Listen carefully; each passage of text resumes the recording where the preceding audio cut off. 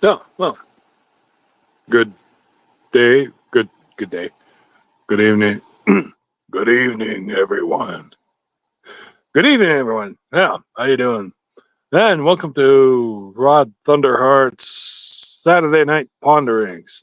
Which, yeah, no, yeah. Sorry, I guess I maybe miscalculated. Yeah, like, yeah, no, it's meant. Yeah, I didn't mean it to be like tomorrow night. Which no, it's supposed to be Saturday Night Ponderings on. Yeah. Anyway, yeah, just want to say hi to all y'all. And here you are. Hey, Suzanne. Hey, thank you. Thanks for popping in. Good to see you. Yeah, yeah. Just wanted to say hey and see who's out there, and maybe we might get some guests. William Shakespeare, which I notified him. He hasn't said anything just yet. And also, well, who knows? I mean, maybe Canadian Spider-Man, but I have a suspicion that he's probably at some sort of like some party somewhere, because again, I haven't heard from him for like probably 8 hours. So 10 a.m. already. Yeah, sorry, Miss Catan. I probably miscalculated or put the wrong time there. Yeah, yeah. Hey, Suzanne. Yeah, no, my day was actually great. Like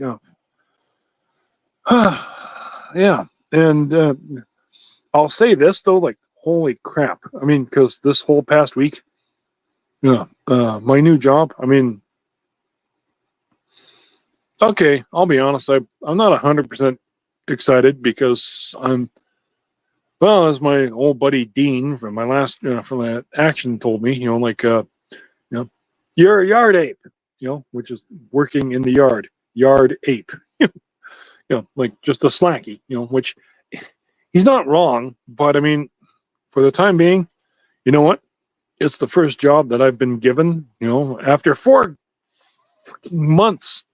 You know what? I'll take it, and I'm not crazy about the commute either because the commute takes 50 minutes. Yeah, so like almost 10 minutes short of an hour. But hey, Taylor Swift greater than Disney, Star Wars, and MCU, Doctor Who. Yeah, yeah. Hey, Taylor Swift, blank, blank, blank, blank, blank. Yeah. Lemon pie. Take the bus to Cuba. Oh, holy crap. I honestly, I would. I would love to. And you know what? One day down the road, I promise I'm going to. I would like to. You know, not just me, but you know what? I would actually happily spring for a few people to come with me too. I would like to take a party to Cuba, because I want the world to know what it's like, and like it's absolutely not what everybody has heard that it is. I'm not, I mean, it's not perfect, I mean, very few countries are, duh, but I want to. I want to take some of us. Hello, Don McDouglas. How you doing, brother? Yeah, 7 people watching. Hey, how you doing, folks? Yeah, right on.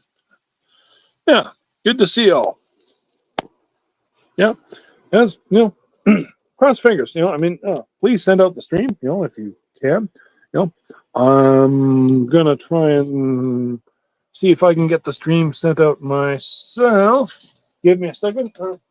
Saying hi to Buster over here, and yeah, and looking for I still can't find it. My other device to send out the stream, if I can dig it up.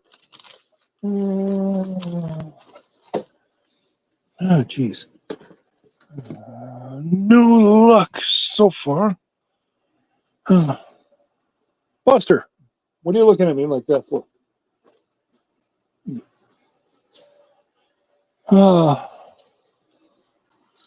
Shoot, gonna have to rely on some of y'all to send the stream out. Sorry. Yeah. Oh, William Shakespeare. What? Hey, how you doing, brother? Oh, be nice if you could join in, but I have a funny feeling you probably might not be able to, but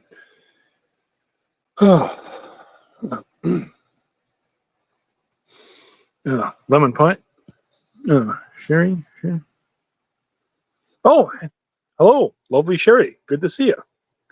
Yeah, thank you. Thanks for popping in. I'm so glad there's a few people who want to hear what I have to say. Which right now, for the time being, is really just saying hello to the chat and how you doing? How you doing? Yeah. And for the time being, yeah, like no, just catching up with all y'all. Yeah. Okay. It's been a week now. Well, plus the long weekend, of course, too. Yeah. It's been a fantastic week working at my new job, slowly getting used to it. I am definitely going to take advantage of their suggestion box because they have one, and good Lord, I have never worked at a company that has so much damn paperwork. Now, the safety coordinator who hired me, she told me that, like, well, even if you get on to the long haul, which actually that's what they originally hired me for, wink, wink, and this is what I want to do, long haul. She told me that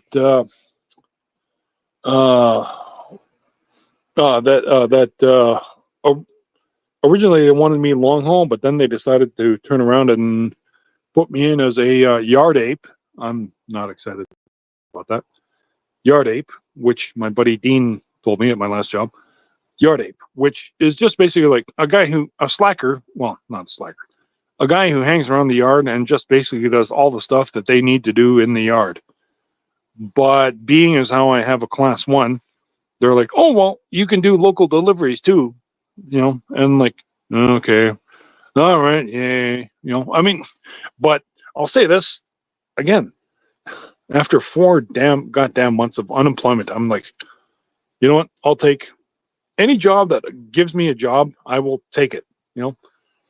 It's not the perfect place I want to work, and I 100%, they hired me on the they hired me on the instance that I was going to be a long haul. They hired me on the fact that I was going to be a long haul guy, which is like I was supposed to be running up north to the mine, which I believe, as I understand, is called the Cone Mine, Kone mine, which is way, way up north, up by, I believe, Yellowknife. Yeah, Yellowknife, Northwest Territories. And as I understand it, that's a I'm told that is a 2.5-day trip in the truck. Yes, in the truck. And oh wow, yeah, yeah. Oh, thank you, Tiki. Rod Thunderheart. Yeah, yeah. Oh, PvP's here. Oh, somewhere. Oh, hey, right on. Yeah, no, hey, yeah.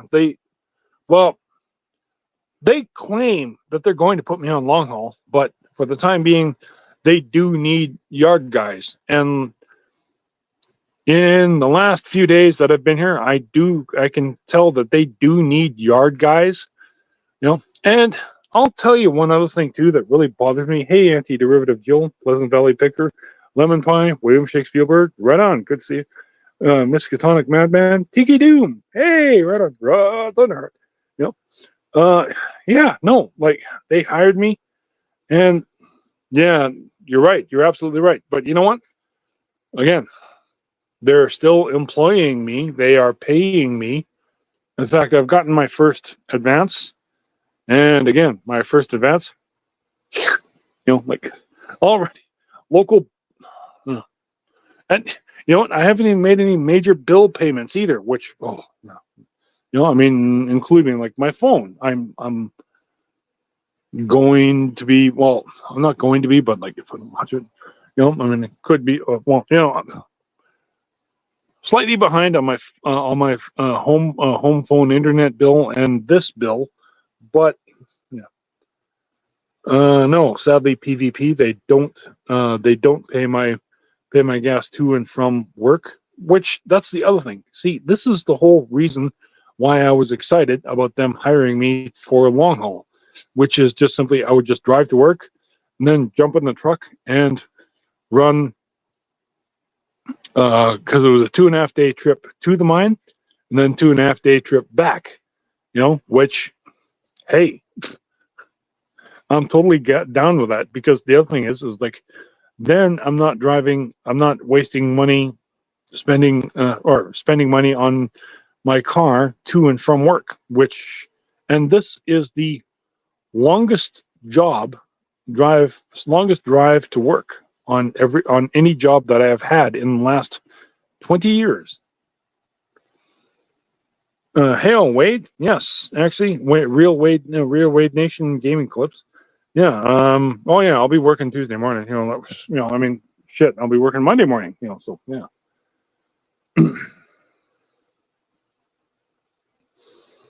Yeah. Ah, yeah. William Shakespeare, Hail Lemon Pie, Antidote Jill, West Kegel, PvP. Our kitchen valley is open. Community kitchen valley. Community kitchen is open here 24/7. Yeah, damn straight. Yeah. Yeah. Thank you, Lemon Pie. Yeah. PvP. Don't be a Debbie Downer on my new job. Thank you. You know what? They've given me a job and they're paying me. You know what? Even at $25 an hour, that's still pretty damn good. That's way above like uh minimum wage. So I'll fucking take it. It's getting me there. And and oh, and then the other thing too is like they also pay every 2 weeks, like every Friday, every second Friday. Not every Friday. I wish it was. Uh, yeah, no, they'll be paid. I'm getting paid every Friday. Or shit. Shut up, Rod. You're not fucking. No. I'll get paid every second Friday. Which for somebody who has worked for Action Transport for nearly 2 years, which is payment on the 15th and the end of the month. Fuck, I hate that. And I also worked at Niski Dispatch for nearly 10 years from 2012 until 2020. Well, COVID, okay. Okay, 8 years, but it drove me up the wall. I mean, anybody who's ever had these jobs and then moved on to like a 2 week 2 week like paid every second Friday. Jesus Christ, that makes an awesome one hell of a difference. And let me tell you one other thing. Anybody who does these jobs, you've noticed, twice a year you will get paid 3 times a month. And I've noticed this. I looked ahead on the next few weeks, and while I'll be pretty damn close in October, but in November I will get paid on November 1st. I will get paid on the 15th, and I will get paid on November 29th. So November will be my first 3 paychecks a month.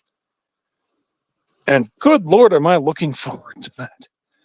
And I mean, let's face it, for somebody who has bills bi-monthly, i.e. middle of the month and end of the month. Oh man, yeah, that's going to be a big relax on all my bills. But damn, yeah, getting there, yes. Oof, yeah. TK of Doom, Anti-Groove Joe, Quapla. Oh, Anti-Groove Joe. So Paramount decided to block my Star Trek 4 store. What? That's bloody nuts. I thought I fixed the copyright problem, but even with my watermarks, I have too many slides, and I do. So I'm fixing it. Go for it, Jill. Like, oh man, that sucks. That's that's bullshit. Well, that's bullshit. I mean, YouTube has, yes, I get it, but I mean, YouTube already has that. And like, shit, CinemaSins has done a everything wrong with Star Trek 4, and he's still online. Like his video is still up. So so fuck you, Paramount. You know, this has everything to do with the fact that they're just simply trying to keep themselves going because, well, they don't have any other money to keep themselves going. Good luck, Jill. Yeah. YouTube blocked. What? Oh, fuck. YouTube blocked. What? Really? They blocked your Premiere and they told you all the times you have to all the timestamps. You have to fix all the timestamps to fix. Oh, that's Yoda. YouTube blocked my Premiere and told me to all the timestamps to fix. No, okay. Well, maybe not, but close to. You have to fix all the timestamps. I thought it was saying. All the timestamps to fix. Yeah, I'm fixing them now. Yeah, good for you. Guapla! Tiki of Doom. Yes, I agree. Yeah. Yeah. Anyway, Pleasant Valley Pinker says to all of us, I'm not trying to be a downer, just pointing out the facts. $25 an hour is good pay, of course. Thank you. Yes, it is. It's just that they hired you for long haul and then switch it. No, trust me, that is exactly what I was thinking. I'm like, oh, really? I'm like, no, they said that too. Like and I bugged them too. Like, because I found out from one of the drivers who's doing the exact long haul that I'm doing, and he said he's been doing it. He's been working for them for 6 months, and he said it's the best place he's worked for. He said, and like his first advance was $500, and it barely even made a chip on his first paycheck because his first paycheck was $6,000 over $6,000. Holy cow! Oh yeah, no.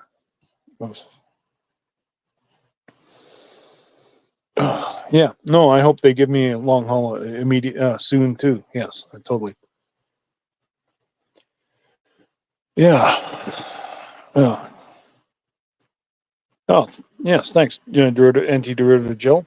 It's bullshit, Rod. And the bigger channels do seem to get preferential treatment. Thank you. Yeah. Yeah. No. Yeah. Good for you, and I hope it works for you.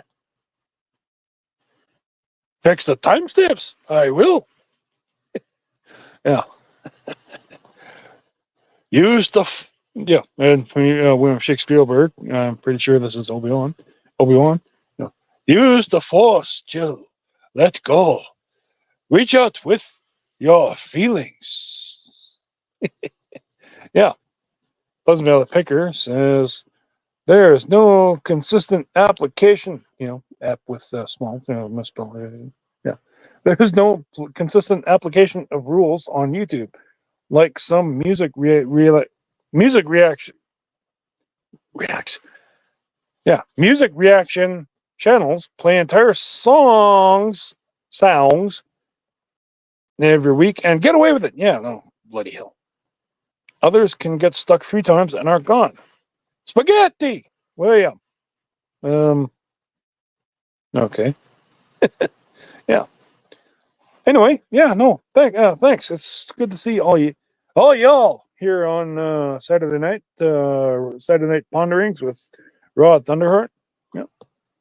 And actually, I'm gonna make this into a short. I'm gonna, but yeah, no, because I've noticed, like Rancor Steve. Hey, Rancor Steve. Like I don't know if he's here, but well, that's who he was.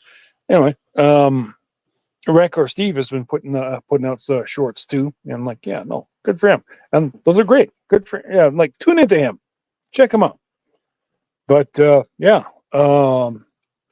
I've recently realized this actually a long ages ago. Actually, like I mean, even back in high school, and that is junior high, even actually.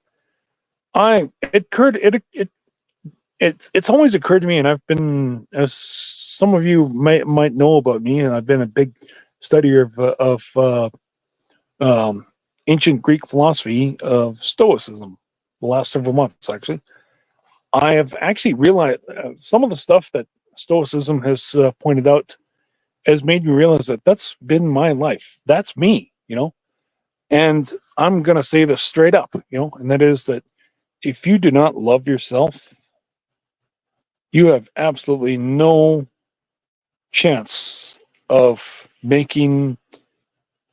having having a good relationship with somebody else if you do not love yourself. You must be content with yourself, because if you're not content with yourself, you are not going to find it in another person, because they're going to be sitting there looking over and over and like, oh, and if you can't find it in another person, well, of course you're not going to, because you can't find it in yourself.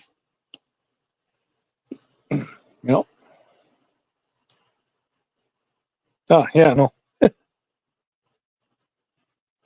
Come in the open bar. Yeah, it's open. Send the bill to Canadian Spider-Man. Yes. Yeah, send it to Canadian Spider-Man. Yeah. Yeah. Vancouver Steve is always watching. Just kidding. I have no idea if he's here. Rancor Steve. Yes, definitely. Check out Rancor Steve. Yeah, again, he's got some really good shorts, and his Lego builds are really something hilarious to be watching. Like even, shit, man, the guy's building a little Lego car, and it's goddamn hilarious. And just, if nothing else, just interesting. It's fun. I 100% trust it. Good news, William Shakespeare. William, I'll have an IPA. IPA? Initial public. What? Okay. Huh.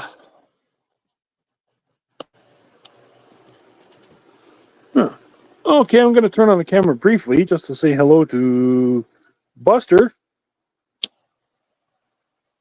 Buster.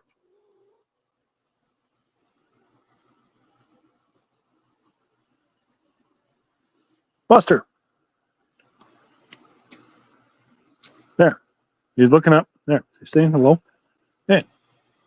Show your bow tie. Show your bow tie, kid. Buster.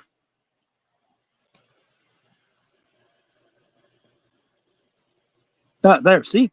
See his little white bow tie? Yeah. Yeah. Oh, and he does the whole. Oh, there. He's a man. So look, he's lays back with his mansplaining.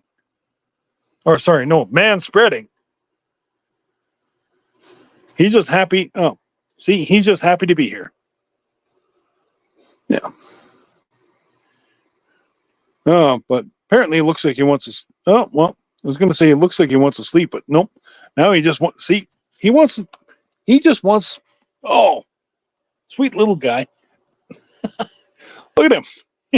He knows you guys are watching. He knows you guys are watching him too. I don't care.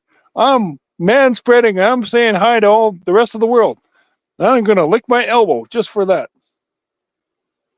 Yeah. Anyway. Oh, okay. William Shakespeare says, "Hey, okay, you know what? I'm going to put the thing on. Yeah, William Shakespeare. You haven't said anything, so I'm willing to bet you might want to come on. I hope you can come on for a little bit, but yeah, come on for a chat, and let's if not, well, I'll just keep rambling away, and we'll see what happens from there. Okay. I'm dropping the StreamYard in for William. Oh, okay. All right. William says, give me a few minutes. All right. Apologies. Give me a second for. I actually, after a couple of weeks, wow, a fantastic neighbor managed to give me a couple of bucks to keep me afloat, and I have a couple of things that I'm going to. Well, I'm not excited about it, but I have to pawn to keep me afloat. But you know, they're not going to do any good out in the garage, so I'd rather stay afloat. So anyway, but anyway, I've got a few bucks. Yeah, that was a beer. uh, but let's see what happens. Oh, okay. Oh no, Suzanne, go to bed. Yes, please. No, please, sweetie. I get it. Like if and man, after a whole week of like working on my feet, walking around in the yard and everything, and at work, oh, I 100% feel you. So go ahead. You need to get some sleep. Go for it, Suzanne. Take care. We'll see you tomorrow. See you tomorrow, or yeah, because I have a feeling Spidey and I, Spidey, Spidey and I might put in stream tomorrow night. We'll see what happens. But yeah. Anyway, take care. Yeah. No, thanks. Yeah. Or yeah. Obviously, your stream. Sorry. I'm glad I have all these images from past streams, or I'd be in trouble trying to fix this copyright issue. Oh yeah. No, good for you. Go for it, Jill. Yes, please do. Yeah. Hey, grab yourself an external hard drive. I can't believe how easy there is. I mean, my buddy actually told me to get an external hard drive. He actually gave me a whole bunch of movies on 3 hard drives, 3 small extra. Well, I say small, but like they're pretty damn big. Small external hard drives.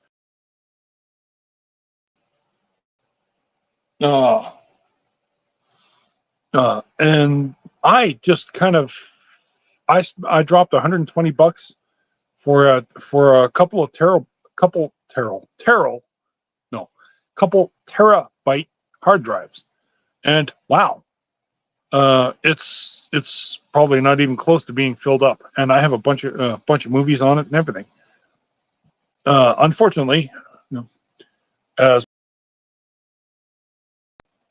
a television that while it does have, it's a 50-inch and it does have a plug-in for a USB. For some reason, it doesn't quite take the input of the hard drives that I have. I don't know. I'm going to have to figure that out anyway. But yeah, no. Oh, yes, exactly. External hard drives are always handy. Yeah. Oh yeah, multi-terabyte ones. Yeah, mine's multi-terabyte too. And but I also lost touch with the friend who actually would download movies. I should probably look at it too, because I've done it myself once or twice, but I've never really pushed myself. But downloading movies onto my hard drive, because I'm one of those guys that I don't really explore the internet in terms of well, as Midnight Edge likes to say, the high seas, and uh, I don't go on the high seas much. So, I have a couple times, and I really need to. I should think about it, but yeah. Oh, okay. Oh, sorry. Hey, well, welcome everybody. We are just about to say welcome to William Shakespeare Spielberg, if I can.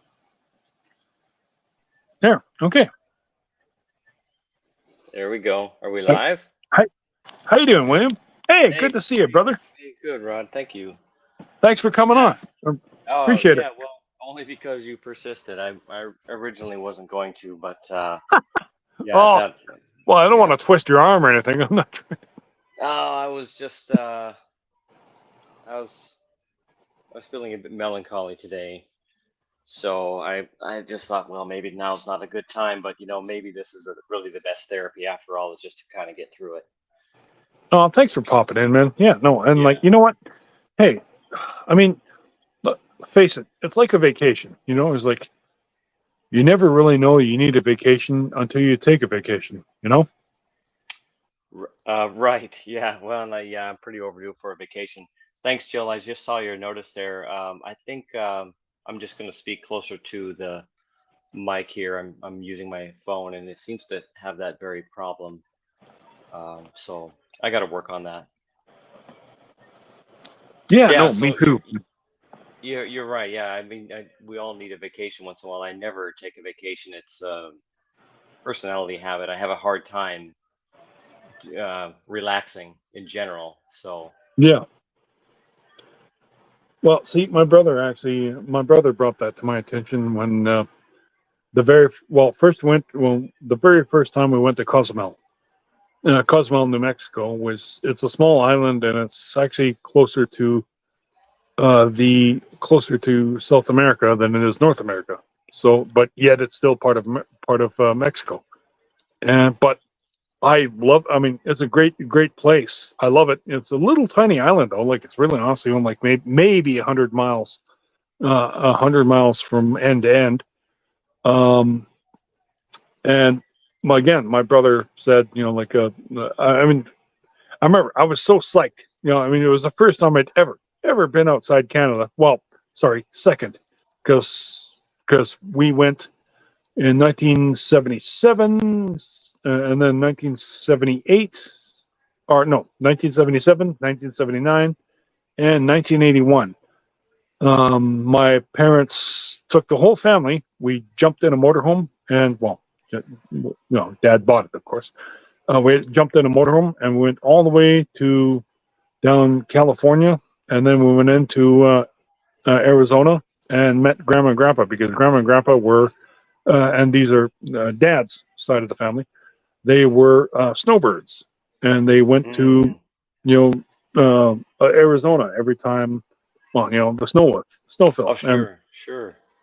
yeah, yeah, and and I'll say this: I had the real treat. I mean, the very first time we went to Walt Disney, or Walt Disney, Disneyland. Disneyland Yeah, in in California. California. Yeah, and then we also went to. I was more excited. Interesting contrast, I mean, because they're kind of pointing this out too, like on Midnight's Edge, that that Universal Universal Studios land is getting to be bigger than Disneyland or Disney World, and The Universal City. It's a combination. I think it was a combination of Universal Studios and Universal City. In fact, in what was it? Is it in Burbank or something like that in California? You're talking about that whole area, yes, and yeah, not just California, but then also like there's also like a Universal in Florida that also is right? beginning to eclipse Walt Yeah. Disney World. And like, yeah, But no, like honestly, good for them because like I went to Universal Studios in California, and this was right after Jaws, and we toured Universal right when, and I'm like, they had, of course, perfect timing. They had just finished their Jaws tour, so like. They had these rail trams, well, trains, and like it would go across the thing, and like suddenly like this giant robotic shark would come alongside the tram. Oh my god, it was fucking. I'm like, as a kid, I mean, I was like 6 years old, 6 year old one, so I was fucking terrified. Like this giant shark that was right beside, I mean, like, I mean, look, they even say like it's a robot shark, but like in your brain still computes robot equals thing that would still eat me if I fell over the side of the tram.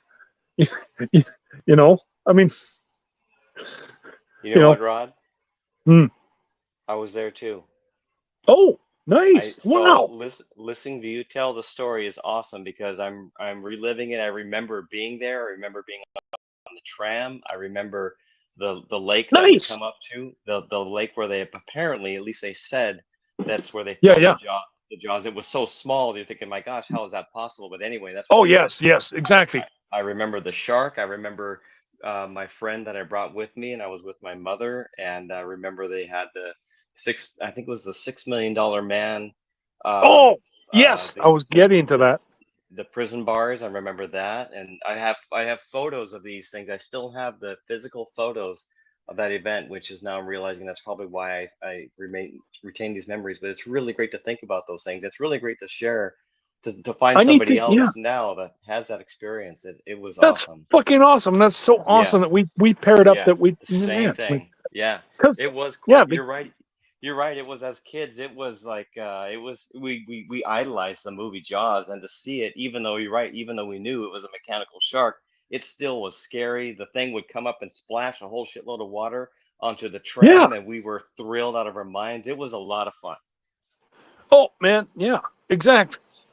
And like the tracks, like I don't know how they did this, but like the tracks were able to move up and down and sideways, sort of slightly sideways. And it's just like, and like, oh my god! And then of course the tram, just like you're like you know, Yeah, uh, and then yeah, and then of course like the $6 million man, like that hallway, that space hallway or whatever that you're walking down. I'm like the thing's rotating, so like, and if yeah.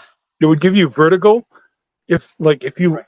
you know I mean, like, even as a kid I discovered though, like, the secret is to look at the floor. Don't look at the side to Ah, side or above. Look at the clever. floor.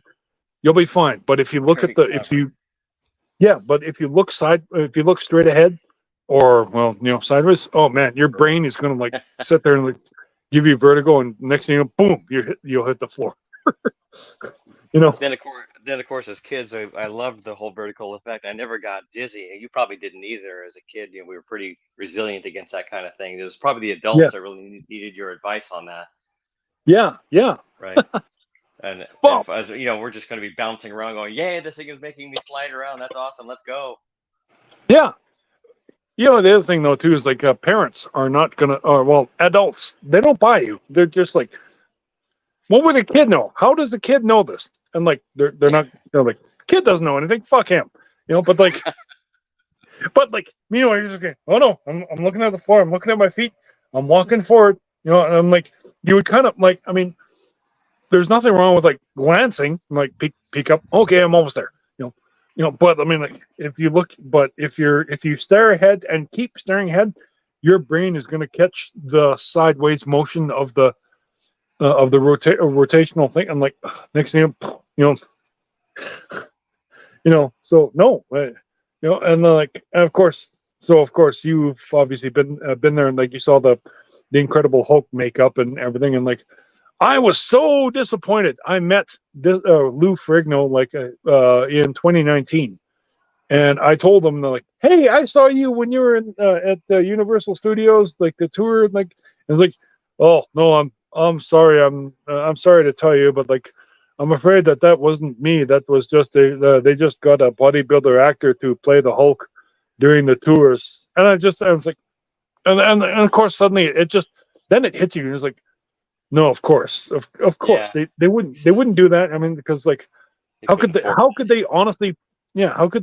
employ Lou Ferrigno to do like goddamn Right. tours, and the TV show to Yeah, so yeah, like, he's got a so I career. mean, He wants to yeah, so pursue his like, career.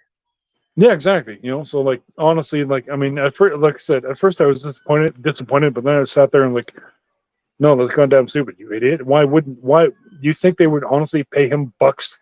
How much money do you think they would pay him to go there every day and do the goddamn TV show? So no, of course. Yeah, right. Yeah. Hey, by the way, Rod, your avatar died. Your avatar went away. Just want to let you know that in case you want to try to put one back up. No. There we go. Okay, there we go. Yeah. All right. Well, Yeah, Jill is saying that by the time, let's see, where was she? She missed it, right? Oh, I see. Rod, you know what? When your camera goes off, your avatar is not set. I think that's what's happening. You don't have an avatar set for it in your settings. Oh, that's weird. Oh, I'll have I to. think No, that's what's happening. Yeah, I mean, you don't have to oh, fix it right now if you don't want to. Just no. letting you know. Okay, I'll fix it another time. Yeah. Yeah. Uh, Jill is saying when it looks like it looks like by the time she got there that the Hail, Jaws Susan was. Dolan. Hey, good to see you. Yeah. Oh, sorry, you No, were it's all saying. right. I'm trying to find where she was. She's yeah. It looks like Jill was saying she tried to catch Jaws, but they were gone. It was already gone. She could have done Jaws. She wished she could have done Jaws and Back to the Future. The only one ride left was E.T. I don't even think I even saw the E.T. ride myself. I don't recall that one. I probably hadn't gone there at that time. I know I've been there Yeah. several times in the mid '70s, like you say, like you, Rod, after Jaws and before the '80s had Yeah. come around. Oh, yeah. I bet. I bet. Yeah. Hail, Mr. Oh, MH. Good to see you, brother. yeah, there we go. Yeah. Yeah, Anyway, yeah. yeah. Sorry, Sorry. You were saying. sorry, Mr. MH. Canadian Spider-Man is not here, so you've got one great man and one imposter. The imposter is me. So tonight, this is what you got. But the entertainment is cheap. Tickets are only $1.50. Uh, drinks are free though. So is the spaghetti. Yeah, I, but I would I would like to see the Universal Studios in Florida. For the longest time I wanted to go see Disney World there, and now I have absolutely zero interest in seeing Disney anything. Oh, actually, I take that back. I do want to go to the Japan Disneyland. I've recently watched a video and found out that yes. Japan Disneyland is not owned by Disney. It's owned by a Japanese company, and they have a better Disneyland than Disney does. And I Yo. put a post on that on the Twitter. I thought that was really funny. I linked to the video and made a snarky comment about how Disneyland's gotten Yeah. beat by their own Yeah. customers for their own product. Yeah, but I'd like to see the Universal Studios in Florida. That would be a lot of fun. Yeah. Oh, I gotta get it. Okay, I gotta show you a picture of this. Buster is he's passed out, but he's man spreading. Let's have it.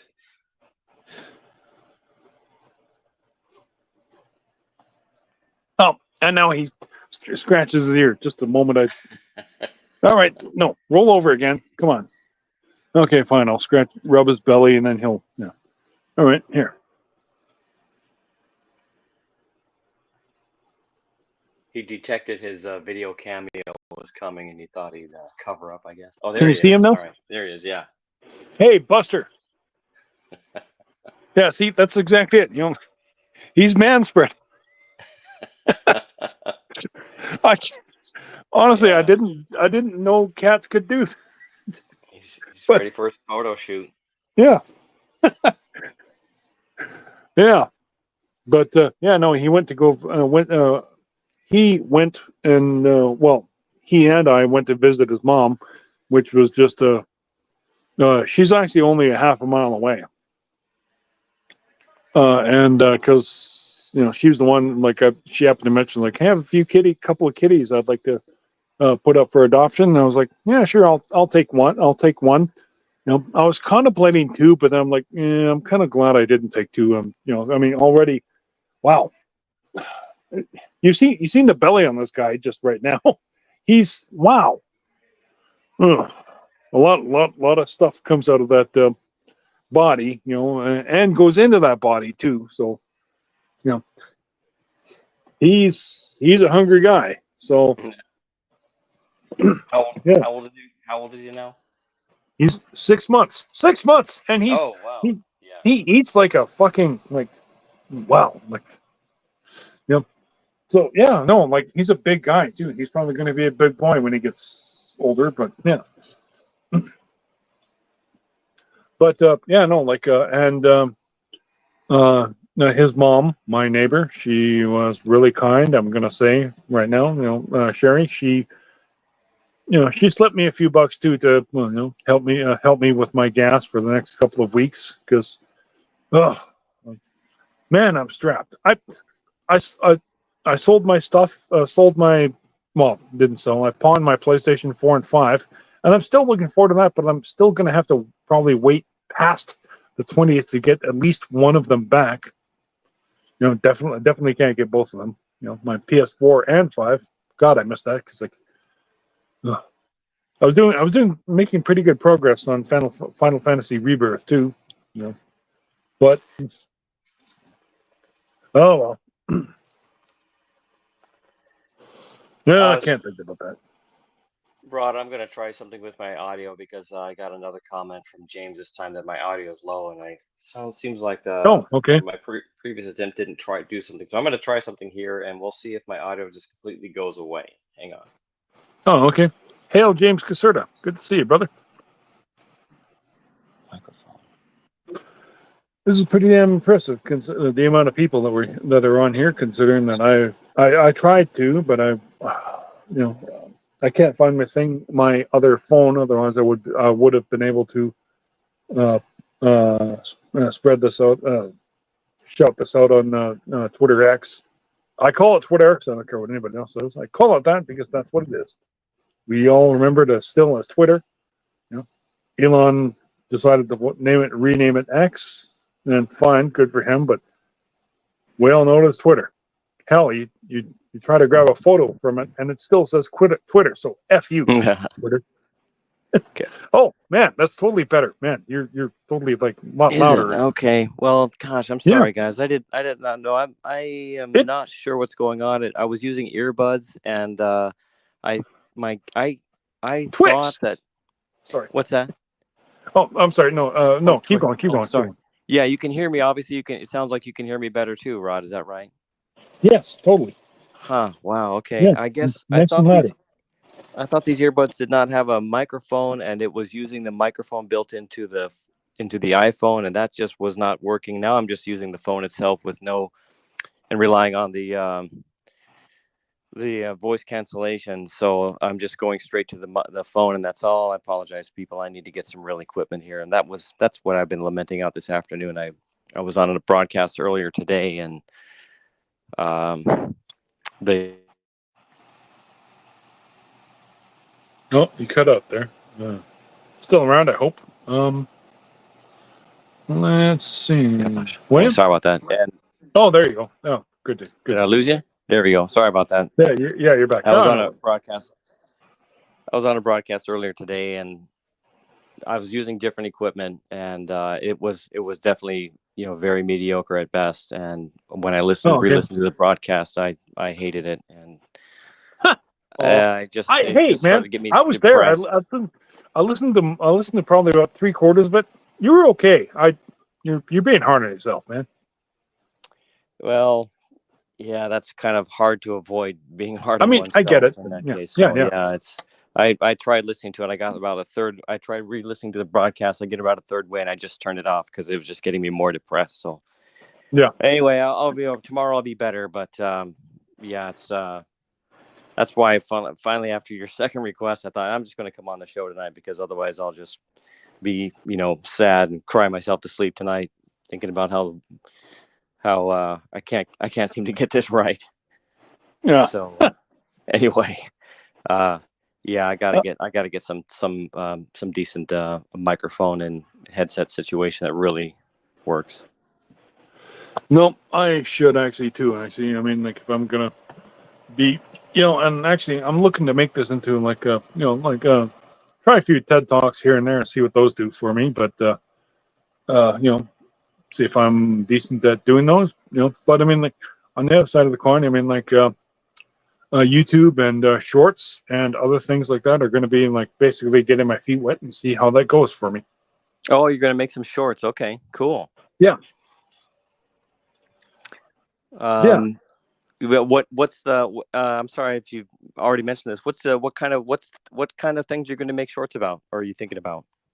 Well, for example, stoicism and just basically general advice. I mean, for example, I started this. I started the whole episode earlier today. Actually, earlier today, this evening. Like at the top of the episode, I actually talked about. I have to mention that I've said this before, and I'll say it again. And that is that If you don't love yourself, and if you are not confident and just simply content with being yourself, there is no way that you can love another person, because all you're going to be doing is looking for something else that isn't there, because that means you are searching for something with in somebody else that honestly you should be looking inside yourself. So if you don't love yourself, you cannot love another person.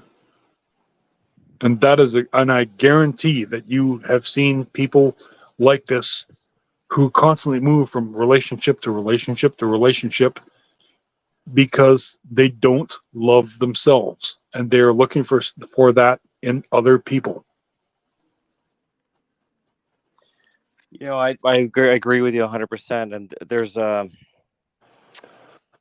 I think about what you're saying, I also think about how do you solve for folks that have a hard time finding have a hard time appreciating themselves for who they are and what they can do, because I understand that very well myself. I've gone through, it seems like, most of my life having large periods where I didn't like Yeah, myself. I didn't like who I was. I didn't like how I yeah, behaved, what I did, what I exactly. said. Then you come out of periods of and you become, you have to function in normal society. You have to go through life and you have to make a living. So you come through it and you just learn to deal with who you are and try to improve yourself. But I still Yeah, oftentimes fall back into feeling like all I see are the problems I have and the things I don't I've like about myself. How do you solve for that? What do you tell a person? well, this is actually something that became very clear to me, and I'm talking about when I was in junior high, when I was on the running cross country running team. I realized this, like I noticed that, like, just taking a short, I say short, but a short, like 45-minute run, is just a metaphor for life. I mean, like, you're, let's face it, you're running it yourself. You're the only one who can do it. You are the one who are taking the steps, and like every step you take, gets you closer to the finish, but I mean, like, but once you're done, you realize that it's not about the journey, or it's not about the finish line. It's about the journey, and that is where you suddenly everything becomes clear. I don't. There's no. There's no better way for me to say it.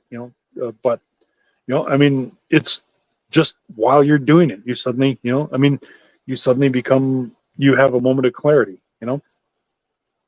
Sure. Yeah, I imagine a lot of people in the world feel this way. Yeah. Hey, Outlaw Bill. Just so no, like I saw Bill popped in here for a few minutes. Yeah. People are still saying hello to Canadian Spider-Man. Well, hopefully It's he's in the background listening at least. I Well, what happens is, for some reason, because, well, he was nice enough to put me um on his StreamYard account, and then every time I log on, for some reason, it also it creates a double of himself. So technically, yeah, Ah, everybody's right. He is here. He is here in spirit. yeah, right. Whether he likes it or not. Yeah, Yeah. I'm sure he's gonna get a kick out of it though. Like once he's done partying it up and, like, wakes up and sleeps off his hangover and all that. Yeah, as long as us teenagers don't wreck his house, they'll let us keep hanging out there while he's gone. Yeah. One time he's gonna as long as he doesn't come home one night and watch the stream and say, "You guys are banned from the stream. Forget it. You're not doing this anymore without adult supervision." Yeah. uh, no, this from somebody who, I don't mean you. I'm talking about him. His last stream. I've been wanting to listen to this. But I just haven't had the time. I want to listen to his travel stream on Thursday, because I had to be up at 6 o'clock. So therefore I had to be up at 4. But here's the other thing. I woke up. I set my alarm for 4 o'clock. I was like, oh, I'm going to get up and work out before I go to work. So I got up at 4 o'clock. That's something. My brain did the math. Like I was up, but then all of a sudden, like my brain did the math, and suddenly I realized that like I need about 45 minutes to get ready. I got ready, but I was like, but then like I realized, hey, you can't work out. You got to get the flip to work. So, so like because at one point they're like I'd actually laid back down and I reset my alarm for like 5:10, and then I realized, but then like as I said, my brain did the math, and suddenly I realized, shit, you should be gone by 5 o'clock to get to work, because work is like 50 minutes away. Ooh. If you want to be at work for 6 o'clock and you want to make a good impression, Right. And Get there early. Yeah. So, and again, that's what I did. And I got there at like 5:55. Well, I actually got there 5:52, and I logged in at 5:55 on the electronic logging device, which, all of us goddamn truck drivers have to do because of that. I don't know if you heard about it in the States, but they have, in Saskatchewan, Humboldt, Saskatchewan, there was a bus driver who ran into a truck driver, and the truck driver was not paying attention, and he just suddenly ran into the bus and killed probably about 3/4 of the people who were on the bus. And Wow. dare I say that they were hockey players. Oh my gosh. They were yeah a team. they were A team.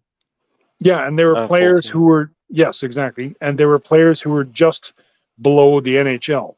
So of course, oh my gosh. Well, it became it happened in 2018 or 2019, I think it was, and like it became a national tragedy. And of course, this anybody else, I mean, I never really thought about it until I was delivering to Home Hardware in Jasper, Alberta, who, by the way, half the town was devastated by a wildfire, I just might say.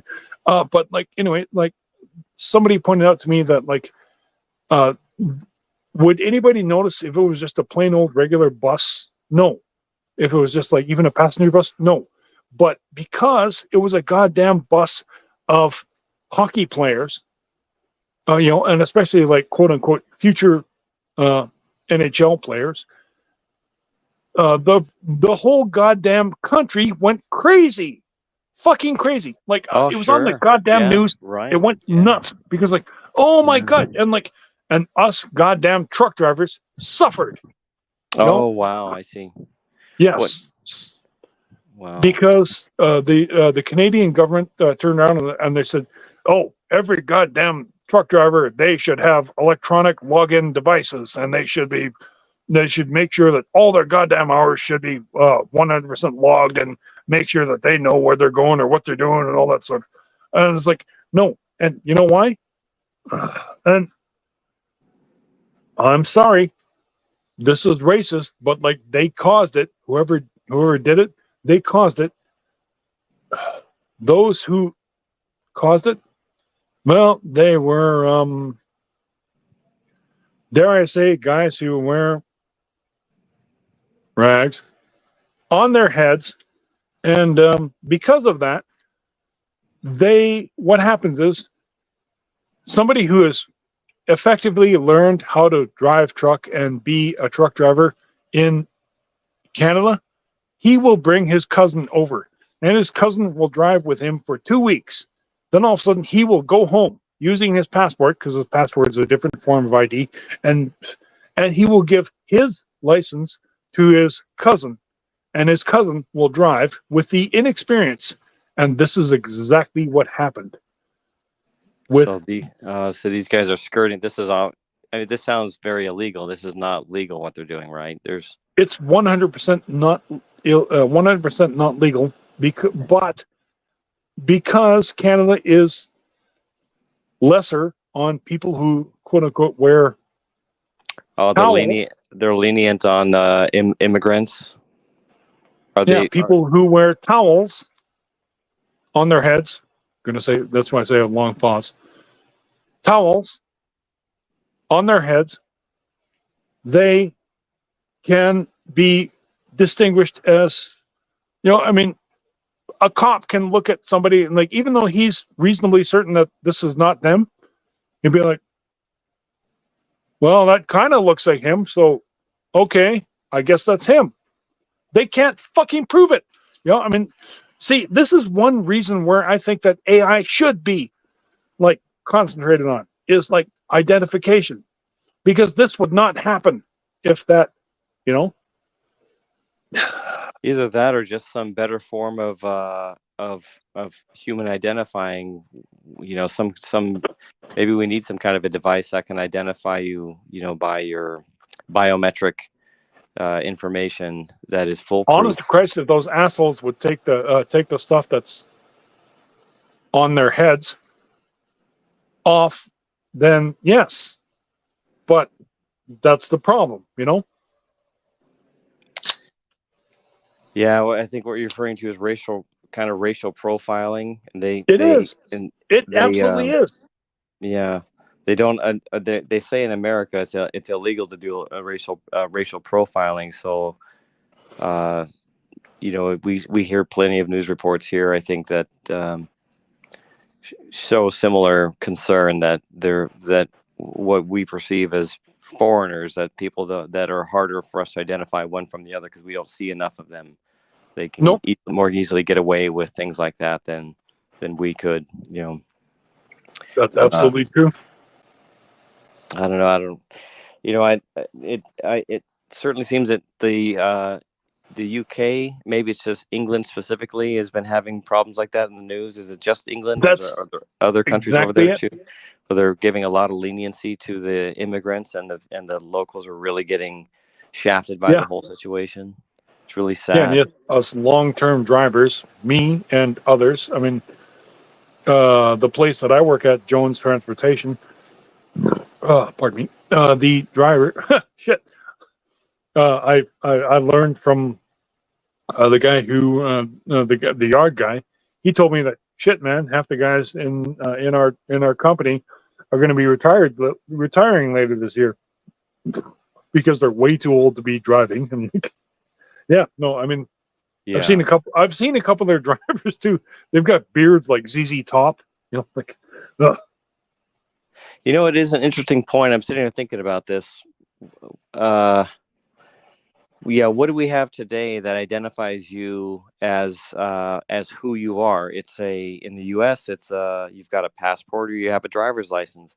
Neither of those two things directly link you to your biological DNA. Neither one. Yeah. Neither of them even have any information on there about your let's say they somehow they somehow give you a test by pricking your finger and taking a blood sample and then printed out your genetic DNA code in some huge long string and printed it out on some chip. Let's say they don't print it out; it's on a chip, and they stick that chip in your ID and in both your passport and your driver's license. Well, in the future, you could walk through any airport or anything like that. It should be, and and they could, and so you could effectively, if in normal circumstances, you present your ID to a police officer. If everything looks fine, then it's fine. If it looks like it's legit, but if there's any question about it, they could go check the chip that has a scan of your genetic code on it and find out whether that's you or not, and then know if this is happening. No. I didn't know that was happening. I'd never heard that. It makes sense that where there's a loophole in the system, the loophole will eventually be exploited.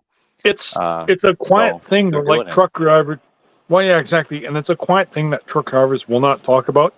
But they, I mean, the other thing too is like this is why the news will not cover it because they don't know. And like the other thing too is like a perfect example is that see in the Columbia ice fields, which is down by Calgary. And by that I mean like there's ice fields, i.e. glaciers out by down by Calgary. They have all-terrain buses, and like, but they're still driven by plain old regular bus drivers.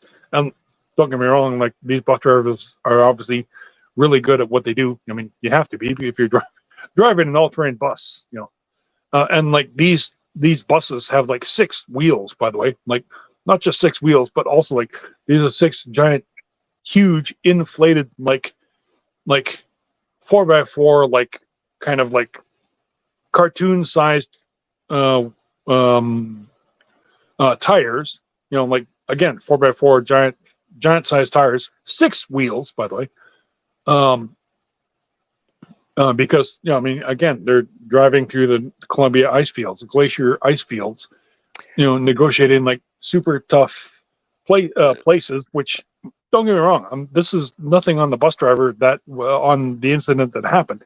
But I mean, like, you know, I mean, there was a rollover and like the bus crushed and killed a few people, not all of them, but a few people.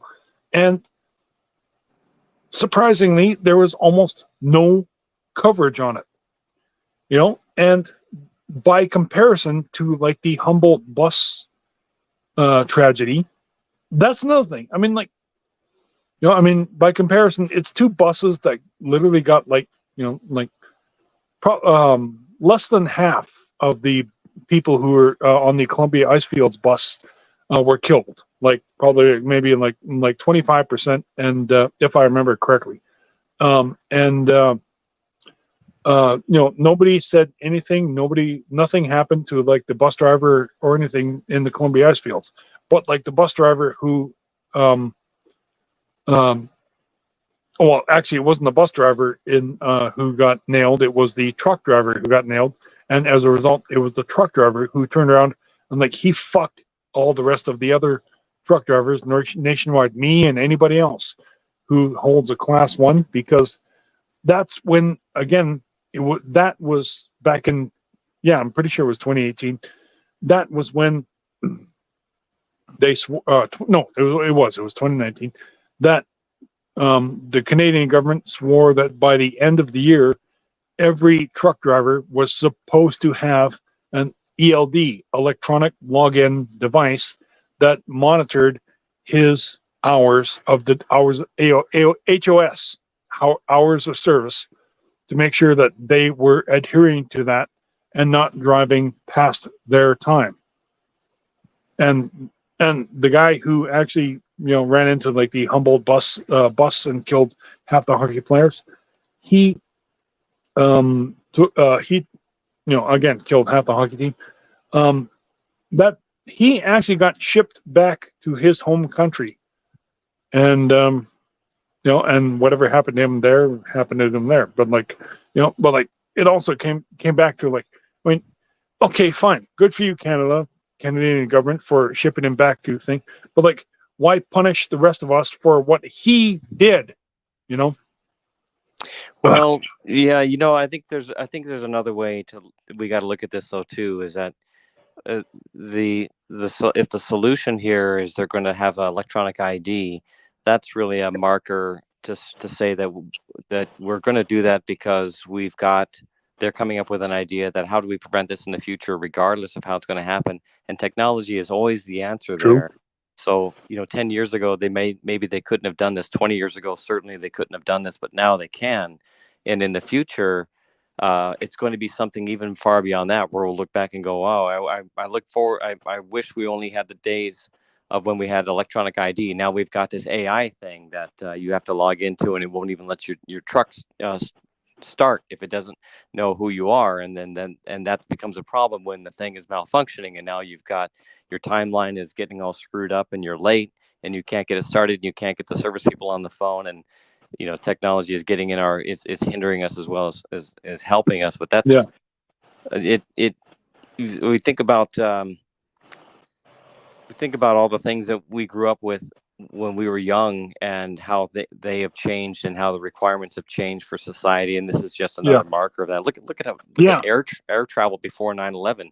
I used to Uh, I used to fly up and down the West Coast because I had customers in California and customers in right. Washington State, and I would often carry 2 laptops, and I would be flying through that airport to get to the plane. I was doing it enough that I was always just barely getting there on time. There was no TSA. There was. Yeah. Yeah. I would go early in the morning. There were not lines. I could literally. I had many times, in fact, been one of the last people getting on the plane. In fact, a few times I'd been the last person, and they're calling my name in the airport saying, you know, Mr. Mr. Shakespeare. Mr. Shakespeare, get to your plane, you lazy mofo. And that doesn't happen anymore. They tell you be at your airport 2 hours early, and you wait in a long line, and we've got all these TSA issues, and now we've got fast pass, and who knows if they're going to have super fast pass, because the fast pass isn't fast anymore. Yeah. Right. Yeah. Yeah. So I don't fault them. I don't think we can fault the Canadian government for looking at the situation and saying we need something better to prevent these things from happening in the future. The whole issue about how they're dealing with immigrants versus locals, that doesn't seem fair, and that sounds like it's Yeah. a similar situation as what we're seeing in Europe, and even for that matter in the United States. I read reports about how immigrants will come over the border from Mexico, and these people will apparently get free medical care and even free housing. And there are reports all over Twitter, and I'll pull these things up and read them, and I'll say to myself, the problem is any of this true? It certainly, I tell you what, it sells ads. It's shock news just works as good today as it ever did. So they're selling ads, and I clicked on this thing, and who knows, how many pennies I got for me clicking on it. But I don't know if these stories are true or not. But other than it's ironic that we are seeing them in all around the world, in the first world nations being especially hit hard by this. So, but yeah, I hear you, man. We don't want to see this happening to our countries, just getting torn apart by people who don't pay taxes here and who don't really care about this, and you just come here to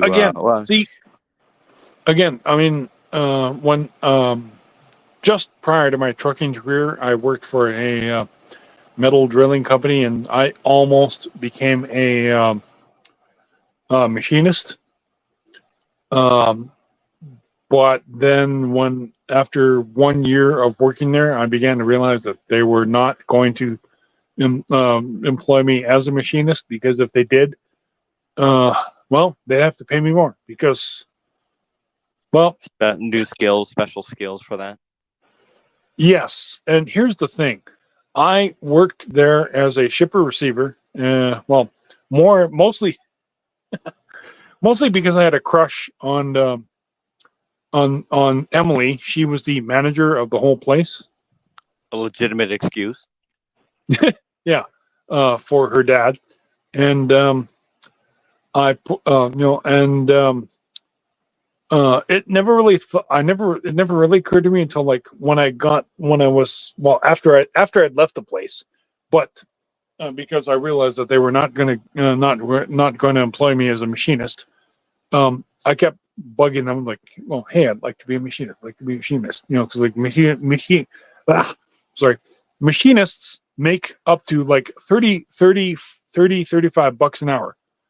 And I'm like, damn, yes, I'd like to get up there, But I discovered that like my friend Emily, her and her dad were Chilean. Like they moved here actually in the early 70s.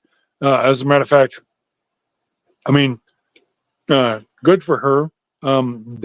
Because it was actually in my meeting her, she was the one who actually kind of half inspired part of See Through Love, which is like I put actual American and Canadian history of what happened in Chile, for those who are not aware, 9/11 was not the first 9/11. 9/11 was the first 9/11 was actually 1973, and that was when the American CIA had actually funded the rebels of the military junta of Chile, who actually attacked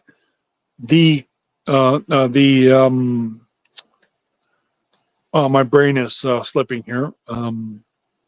The government building, the Palacio de Moneda, Palace of Money.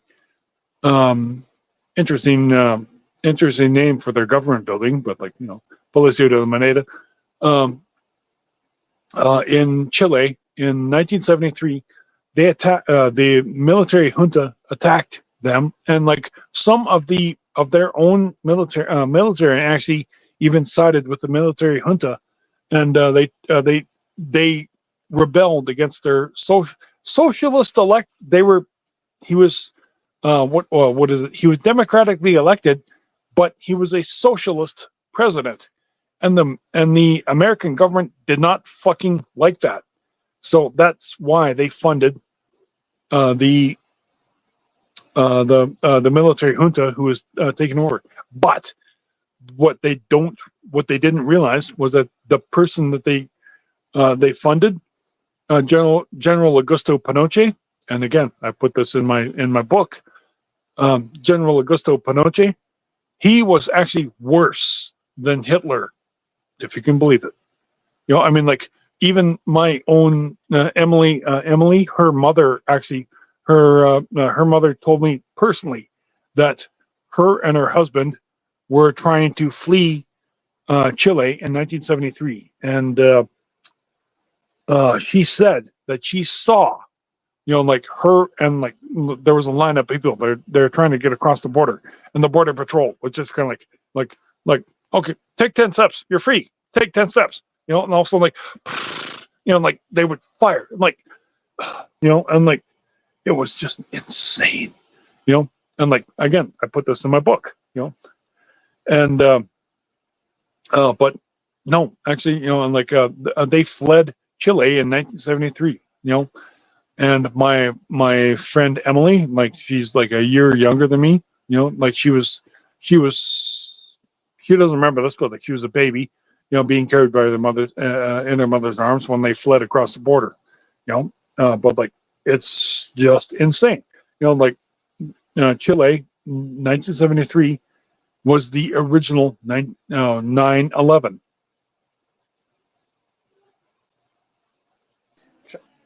I'm trying to Yeah. figure out, was this, I think I missed something here. Did this actually happen on September 11th? Yes, it did. 1973. Okay. All right. Sorry about that. That's one. Sorry, that's what I'm trying to say. Sorry. Yeah, I'm afraid I didn't. Apologize if I didn't. All right. We'll make that. Yeah, I didn't want to make that assumption. So it's just like the date seems to have some gravity to it then, ironically, Yes. that day. Yes, and that is something that people need to consider. That because of what happened in 2001. Because of what happened in 1973. I was like, why did it happen on this date? And it wasn't chosen because of the quote unquote terrorists. It was chosen because of their handlers. Yeah, I'm sorry, I haven't heard anything. I don't know about anything about the history of that story that you were saying, and as you're speaking about it, I realize that there's a lot of the Central American history that we're just not taught in United States, and Yes. it would be. Oh no, of course not. No, because that's the propaganda that they reverse put on their own public. And like, by the way, just an interesting thing, because don't forget that video games are made in Japan. M. Bison in Street Fighter. You know who he's based on? no. M. Bison is based. Look this up. M. Bison is based on General Augusto Pinochet because he wore a cape. He was dressed exactly how you saw M. Bison, a big cape, a big like general hat on him. Like no, literally, and like he was even told this, before he died. He died in like in the late '90s or early 2000s, I think it was. But like he thought it was funny. He thought it was hilarious that that a Japanese video game based a character on him, the way he dressed when he was in public as General Augusto Pinochet. Well, I did look it up, and in fact, you're right. It says article from 3 years ago says General Augusto Pinochet of Chile accepts his likeness for being used for the character M. Bison in the Capcom Yes. developed video game Street Fighter II, 1991. That's Yeah. pretty funny. Yeah, it shows a picture of him, and he looks pretty mean. This guy. Man, you read what he did and he said and ordered his people to do, and like I got chills. I was like listening to like Emily's mom talking to me, like what happened. I was just, and like I realized, like I'm like I got to put this in my book, and so I did. What of all the Central American countries that you know, Rod, which one would you move to if you had the choice? If you could just say, "I want to move here," and you didn't, and you could retire, and you had savings to do that, and live there, and not worry about your monthly expenses, and just go on with the rest of your life, where would you go? You know what? Any of the Central American countries? Yes, Central, not Southern. Southern. Central. Or southern. We'll throw that in too. Either one. Possible. Where would you go south Yeah. of the United States border if you wanted to retire and you had the enough money to live in such a place? Let's say it was at least $2,000 a month. I know that should cover it just fine for any of those places. Where would you go? Yeah. Possibly, as I said, possibly any of the central. Okay, even South American countries. But you know what? I would probably go to Cuba because I have enough experience having been there. Like with speaking Spanish, Cuban Spanish. Also, the fact that like, um, well, okay, Chile. I mean, because like $5,000 Canadian, and by the way, like this is Canadian, not even American dollars. Canadian $5,000 Canadian is 1 million pesos in Chile. But again, I also like Cuba because I I've been there enough times. Like I've seen and I know what it's like there. And the other thing is just simply being there. Also, kind of. I mean, it's well to put it more specifically. I mean, because I just watched this earlier tonight. It's like Doc Brown in the Old West in 1885. Put Doc Brown in the Old West, and like, okay, but like he's got so much for knowledge of the previous years and what's to come. There's so much stuff that he can apply to being there that like I mean he can make himself rich. That's an interesting point. Yeah, my what I was more getting at was where would you feel safe? What culture do you like? What amenities? But you actually brought up yet a different point, which is that their industry in general that is far behind the rest of the world really for obvious reasons. And so yeah, if you really were industriously minded, you could go there and either build a business of your own, or at least you would be thinking like somebody in the future almost compared to the rest of society, and that would be kind of a fascinating uh, difference between yourself and the culture around you.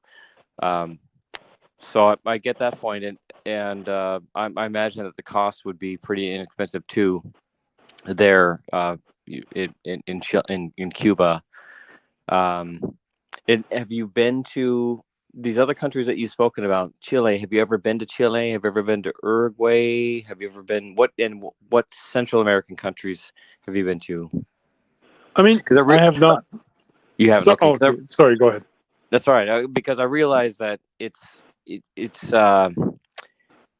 easy to talk about a country that you know of because you've been there, and then to have affinity for that country and to say, I love this and I love that, and that's why I would go back, or that's why I wouldn't go back because I was afraid of it. But then I'm afraid of what I saw there, or what's happening now. But then if I haven't been to a country like myself, I haven't been to Chile, I haven't been to Peru, I haven't been to Colombia. I've watched a lot of videos on those places, but I don't have that innate understanding of it to say to you, oh yes, this is where I'd like to go. I'd certainly like to go check it out, but I can't say that I would like to stay there. But I could, me personally, I could say that I would love to go live in Panama for a while because I've been there and I loved it, and I could list why, although it's expensive there relative to the other places.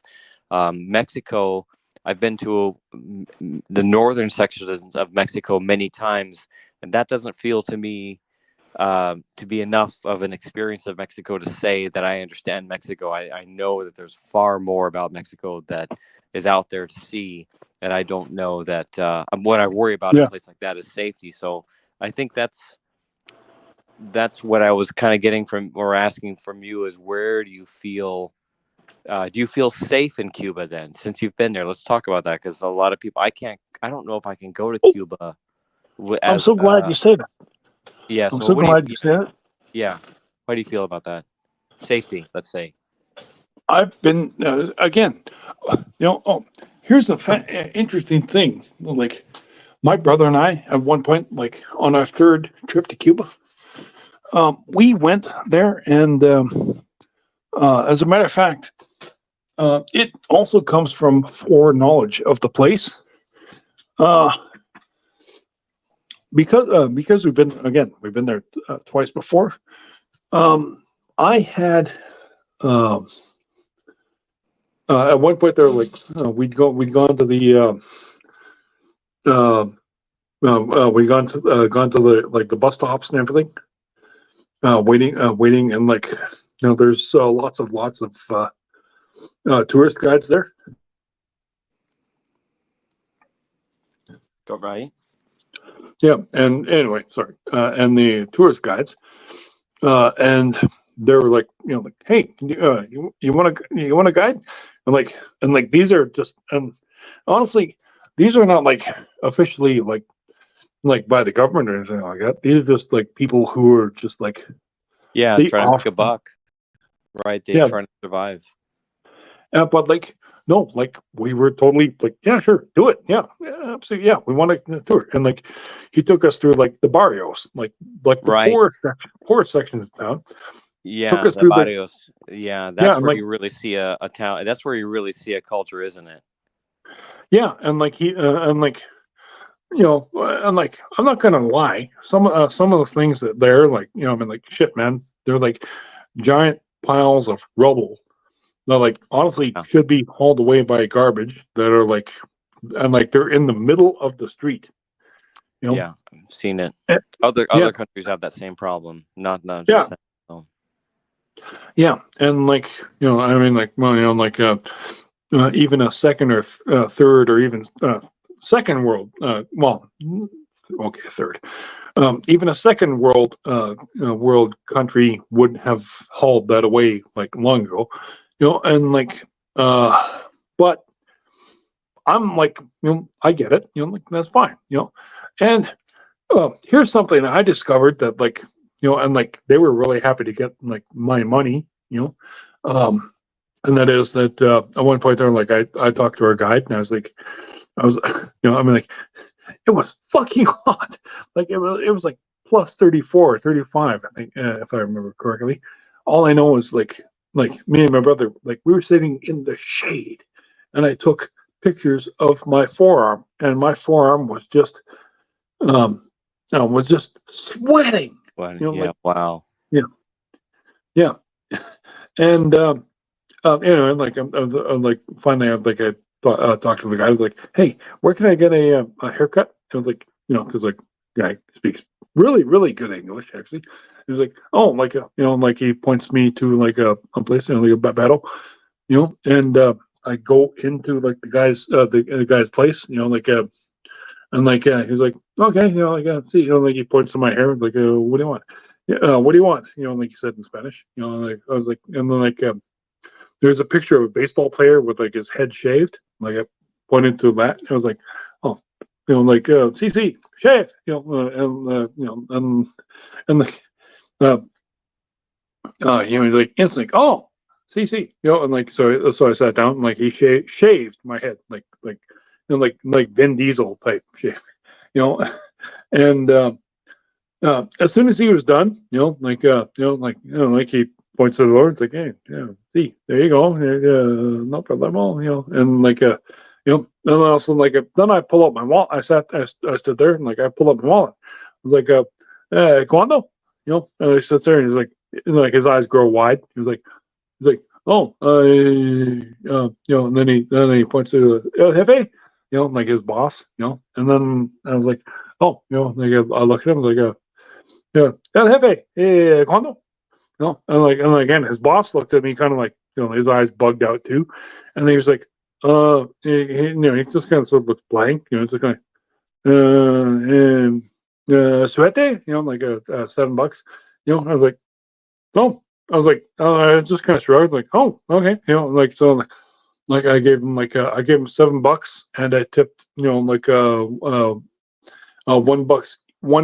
each, and I gave him $9, 9 pesos, so I tipped them 1 peso each, and and again, they were just kind of like, whoa, they were just shocked, and I was just kind of like, I was like, I never thought much of it until I talked to our guide, because my guide, my brother he was more interested in he was getting something to drink, so he went, they took him to he took him across the street to a lemonade stand, my brother's like, oh man, that was amazing lemonade, you should have tried it, I'm like, oh, I never thought of, but then all of a sudden at one point there, the Babetto, or not the Babetto, the his boss walked up to our guide.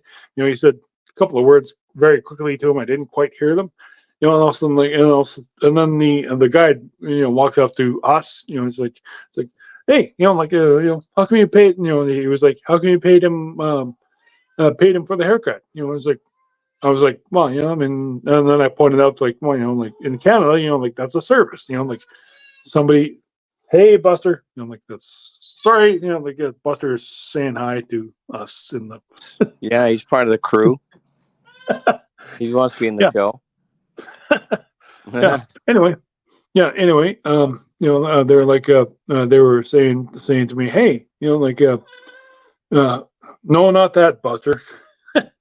um, no, they were saying he said that first of all, they were happy and surprised, and gracias, thank you for the money, but uh, apparently, I mean, um, haircuts, barbados, they are, first of all, they are paid by the government in Cuba, and B, haircuts are free in Cuba, and so and that's why the guide was saying to me, hey, why'd you pay him? You didn't have to pay him. It was free. I was like, oh well. First of all, nobody told me, and secondly, hey, I don't mind putting dollars into the economy to help you guys, and well, my government. I mean, I know it's not much, but it's just a few bucks that helps you guys, and and the guy Yeah, looked at me and he looked really appreciative of what I said. yeah, I'm sure they are. Absolutely. Yeah, yeah. I mean, but yeah, no. Plus, it must have been really inexpensive. Do you remember how much it cost? Oh yeah, $7, man. Oh wow, ultimate. I was. Well, probably not even. Okay, 7 pesos. So that came Oh, out to pesos. uh yeah, $4 or something. Four Yeah, dollars and something. So yeah, no, yeah, no, super I cheap. I had I haven't done a. I've been promising Spider-Man to gather my videos and photos of India when I was there in 2008 on two occasions. And we just talked about that recently. We're still doing it. I promised him. I've just been busy, but I had a haircut there. I'll talk about this again when we do the show. Hopefully you'll be on it too, Rod, because it's just fun being on the Spidey Oh, show I'm with you. sure you Yeah. rewind it. Yeah, Oh no, we haven't done this one yet. This is coming up sometime in the future. yeah. So I had I went to the barrios in India on my Oh, first okay. trip there. Yeah, and I was with a workmate, and so we went, and we felt safe. And they didn't have street lights, Well, no, I take that back. They must have had some street lights, either that or so it was a combination of there were apartment buildings. A lot of them had no windows. They had holes where you'd have windows, but there's no glass in Yeah. the hole for the window, right? Which I know you've seen in the poor portions, probably in Cuba, and we see this in Panama as well. Yeah. So we're walking down, and there's on one side there's a bunch of apartment buildings, and these things look like they were built by hand. I mean, these things look really Yeah. rugged. On the other side, there was little shops and things, and we come across a barber, and it was time for me to get a haircut. So what the heck? Mm-hmm. We go in. The guy, it was a guy, and it looked like it was either his son or just a young worker. With no way for me to know. They didn't speak English at all, either of them. They were certainly speaking Hindi, and usually the Indians there they'll speak 2 or 3 languages at least. But these two didn't happen to speak English, and not surprising because this was the definitely the lower. I'll just say the lower income. I really try to avoid. I don't want to say negative words here. So just the people who were poorer off. And the guy gave me a haircut. We figured, he knew I wanted a haircut, and I decided to go for a shave as well while we're there, all with hand gestures to demonstrate what I'm interested in. I had no idea how much this was going to cost, and I didn't care. I didn't worry about it. Yeah. So he's giving me a haircut, and he's cutting my hair, and he'd never seen a white person before, it seems, because he's treating my head like it was an egg. I think he was afraid he was going to crack it if he just touched it too hard, and it felt so gentle. It was hilarious, and I really liked it. I really liked the treatment. Fantastic job cutting the hair. Fantastic job giving me the shave with a brand new razor that he cut and used a hand razor to do this whole thing. And in the end, the total cost after conversion was 75 cents. Yeah. And I looked to my friend and I said, I need to give this guy a tip. What do I do? Because I felt I don't know what to do here. How do you give somebody a tip that you would expect based on a 75-cent haircut? So, and he told me, don't disrupt the balance of economy. Don't screw up everything for everyone behind you coming in for a haircut later, and they're going to expect, a $5 tip. That's not how this works here. They might even feel insulted if you gave them some ridiculous tip, like you're burning money on fire. Oh, yeah. See? Right. So I remember giving him the equivalent of $1.25. So the bill was 75 cents, and I gave him an extra 50. So I gave him a 2/3 tip. And I still to this day I can't forget it, and I can't not feel guilty about it. It really puts into perspective a lot of things about life, seeing how people live on the other side like that. Yeah. Well, and we're going to say hello to West Cagle, who joined us as well. Nice. Yeah. Carla Button. Hey, see if Carla wants to come up. See if West Cagle wants to come Carla, up. you're here. You know what? Here, I'll put this up just again, just in case. Carla might West Cagle might want to come. I mean, anyone who wants to come up, I would think, right? Yeah. You know what? Yeah, why not? Let's anybody who wants to come on, say hi. Let's have a round table chat. It was great. Nice. It's great. I love these things, these streams when people come on, we throw a lot in. This is great because all the streams go on all these other subjects this. Everybody has so many other different experiences. This is awesome. This is what these streams are about. It's great. It's a around the world. Because Carla Burton is down in New Zealand, so shit, man. It's half a planet away. And we're right. talking. And it takes a long time. Hey, let's say how did West Cagle has showed up here. How you going? How's it going, gentlemen? How you doing, West? Good to see you, brother. Gentlemen? I think you're in the wrong show, West. I give you the benefit of the doubt. Oh, there it is. Sorry if we took a long ways to get to you. If I was dumb enough to. No problem. No problem at all. No problem at all. I was just listening to you guys chatting. How have you been, West? What's going on with you? No, nothing much. I was just we just wrapped over there on Outlaw Bill's channel, and Oh, so I nice. saw you guys were on, and I said, so you know what? Let me join these guys. What was See going what on they're over sweet. there? talking about. Was it karaoke or what was Oh going yeah, on? some Yeah, karaoke. West, Yeah. or West, or like, yeah, no, yeah, Bill had his karaoke. Ah, Wow. I would have karaoke. been over there to say hi if I'd even known that before. He Yeah, was probably going on for a and while. I didn't know that. yeah, Oh, and yeah. let's say hello to Carla Burton. Good to see you. Thank you for Hello, coming on. Carl. Good to see you. Carla Putten. I can't be long. I've been at my daughter's who lives far, far away, and Oh, okay, okay. I just came home, and my husband was away for quite a few days, and tomorrow he goes away for another 4 days. So Ooh. when he gets Okay. home, I have to jump off. But I thought I'd say hello to everybody. No, Hello. thank you for popping in. Hi. Yeah, Hey, yeah, Carla. Good to awesome. see you. Thanks for Good to coming see you, in. but Carla. Yeah, that's Oh, awesome. it's You're my half a world pleasure. away. It's always fun. Does that mean when your Yeah. husband does go away, we get you for another 4 days or however Oh long yeah. he's gone? Oh, there you go. I'm Really? a Right on. loose woman. As soon as my husband's away, I'm on the all boards. Right on. Well, you've committed to it now, so you can't go back on us. We will call you out on that. Yeah. He knows. He's like, "Are you gonna go stream today?" and stuff like that. But he's allowed a few of my hours. I'm so generous. Anyway, he's a lovely so husband. hey, Sashi, good to see you. My 100th Hello. sub. Yeah. I just wanted to point out that she said that 75% haircuts. Yes, that's true. You get breakfast for under $1 in United States dollars.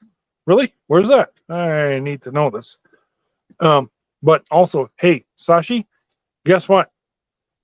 Later that very same day, my brother and I went to a Cuban baseball game, and good lord, the baseball Yeah. players and they're ridiculously good, so goddamn good. Well, ultimately, the score was 0-0 up until the 7th inning, and they had to call the game because of rain. And I posted the rain. It was like it wasn't man, it wasn't even close to like a Canadian rainstorm. I mean, a Canadian rainstorm, they'd probably still play down in Cuba. But no, a Well, Cuban they're the rain. tropics. They're Oh the no, tropics, right? the Cuban rainstorms. Jesus Christ, it's like Peanuts rain. Have you seen Yeah. like the Yeah. cartoons? They're yeah, it was Peanuts rain. It was Malaysia used to be like that too. yeah, I'm exactly. gonna see where they are on the map. Yeah. Google map. So that's like, okay, no, we got to call this the game, because of rain. But no, good lord, it was just like Hey, Rod. yeah, Is the yeah. rain like in Malaysia? It always rained at about 4 o'clock in the afternoon, right? Nope. That's the way the tropics went there. Is Okay. Cuba the same? Like, do they have same time rainstorms during the day or not? Because you'd think you'd rearrange the time of the baseball games if it was so. Well, the baseball games are approximately 2 o'clock every day. So, and the rains. My brother and I arrived at about approximately 2:20, and we watched for 2 games of insane baseball games, like the kind of games is like you would like you saw pros that I mean the pitcher was he like sit there left right and then he pitches the ball and and it would be like a strike. It would be a strike or a ball, but usually a strike. And if the batter hit it, he might get a good shot, but the ball would go like somebody on the opposite team would catch it. He would fucking catch it. That's so goddamn good, and it was again, it was locked. It was dead iron, nobody was scoring. It was so goddamn good. It was one of those things. Wow. It was one of those things sometimes there were one or two times where where the batter hit it, and all of a sudden the pitcher, he takes a couple steps off his thing, like catches the ball. Like, and like, I mean, we as my brother and I as baseball observers, we're just like, fuck, like, holy, like that's how damn good they were. Either the pitcher or the three basemen, like they would catch the ball. I'm like, shit. How much did it cost to go to the game? Oh yeah. Oh yes. I'm glad you asked, because man, like we walked into like the baseball game, and like we were thinking like $5, $6, $7, no, we walk up and like someone like centavos, like, excuse me, and it's like 75, so 75 cents for each of us, so like we paid $1.50 to get into like the game. Yeah. And like, what about refreshments? Yeah. How much were refreshments there? I'm assuming you had to buy drinks or something like that. Yeah, no, we could buy drinks, which is just simply like a Kool-Aid or whatever the frick how much it was. would they be? Again, not even like, I think it was like 25 cents or something like that. Not even that, like 20 cents or something like that. And like, you could also buy like these tiny like meat on bread, sort of like ham type of sandwiches, which is like you could get you would get at the resort the resort that we were staying at, and like it was kind of like a pressed kind of like ham type of thing with like on the bun with like with butter, and like you might get ketchup or whatever if you asked for it. But don't get me wrong, it was like not the most exceptional things, but like here's an interesting factoid in Cuban baseball. No matter what baseball game that you go to, like any side of the province or country, you cannot buy beer. You cannot buy beer there. Why? Because they've had too many fights and too many things. So it's not a religious thing. No, not at all. But it was just funny because there's just so many things. I mean, like they've had too many cops break up. Baseball fights. Can you be like Mr. Bean? Can you be like Mr. Bean and have it in your jacket pocket and suck it surreptitiously like he does in the movie? He puts a drink in his pocket and he drinks. You might, you might be able to, like, and like, smart people, a smart person might even be able to do that with like even a shot, even a bottle of rye. But you have to be really, really, really goddamn careful that people didn't see you, because like, I mean, because like, Cuba has no open liquor laws. So like, if you're walking on the street with like a bottle of rye with like, or rum, and cops wouldn't even bat an eye. They're like, whatever. They'd probably even wave at you. I mean, shoot, my brother and I were walking down the beach, and like we walked across a quote unquote rival resort, and there was a bunch of garbage sitting on the beach, and we couldn't help it. It was like just part of us. It was like, like the Canadian comes out of us, and we started to pick up all the garbage, like, and then we put all the garbage in the trash in the trash bin. Also, like, and just so we were putting the last little bit up, and like a beach cop comes up to us. And by the way, the beach cop, he didn't have an AK-47. He had a walkie-talkie. That was it. Wow. But like, like, anyway, the beach cop comes up, like, hey, soy Canadiana. And like, like, hey, you guys are Canadian. Like, CC. Like, just throwing the garbage in the thing. He was like, hey, gracias. And like, he points to like the beach, like, hey, gracias. And I was like, we just kind of struck, like, hey, no problema. But like, it was just funny. Really nice. That's sweet. Yeah. Yeah. No, I'm sorry. We are ignoring West Gagel. Sorry, yeah, my bad. Oh no. Carla no, takes not over at all. everything. Not at all. Not No. at all. Okay. Oh, okay. Oh, right on. Oh, I'm sorry. I don't like to sound like my stories are always trying to take over the thing of the thing. But like, no, honestly, Oh. thank you for I appreciate people appreciating my stories. No.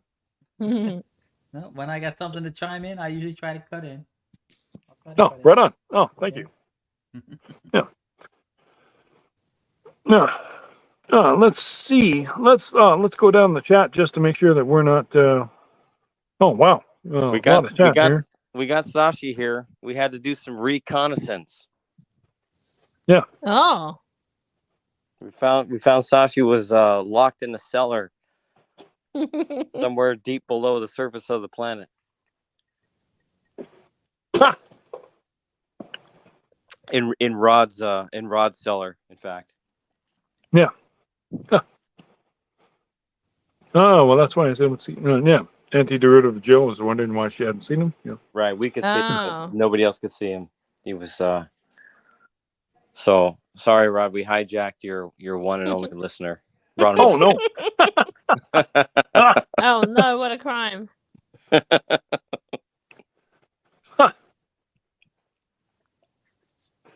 Yeah, no, she made it. Yeah. Yeah. Yeah, but no, my brother and I, we went to a Cuban baseball game. Shit, all we spent was like $1.50. You know, and like, Wow. So you yeah, didn't no. even fork out for a drink or anything? Oh, because it rained. Well, no, you can't. You know. No, However, I mean, it's been a Coke or something. they might have, but I mean, like, I'm one of those guys that, like, you know, and I prefer water-based drinks. So, like, and they just had water, but like, you know, I mean, yeah, I think the water cost like 50 cents, which, you know, yeah, no, like a bottle of water, you know, and like at one point there, like it seemed almost like a moot, I mean, because like, you know, like I said, suddenly we got hit by peanuts rain, and then like Yeah. at the close of the seventh inning, they're just kind of like, huh. Okay, we just got to call. We got to call the game because, like, you know, like there's no way you can play this bullshit. You know, like, you know, and like we're like, oh, okay, screw it. You know, so we went back to like the La Floridita, which is the Ernest Hemingway restaurant slash bar. You know, which has a nice big bronze statue of him in his favorite spot. You know, which is, you know, fun. Funny. Yeah.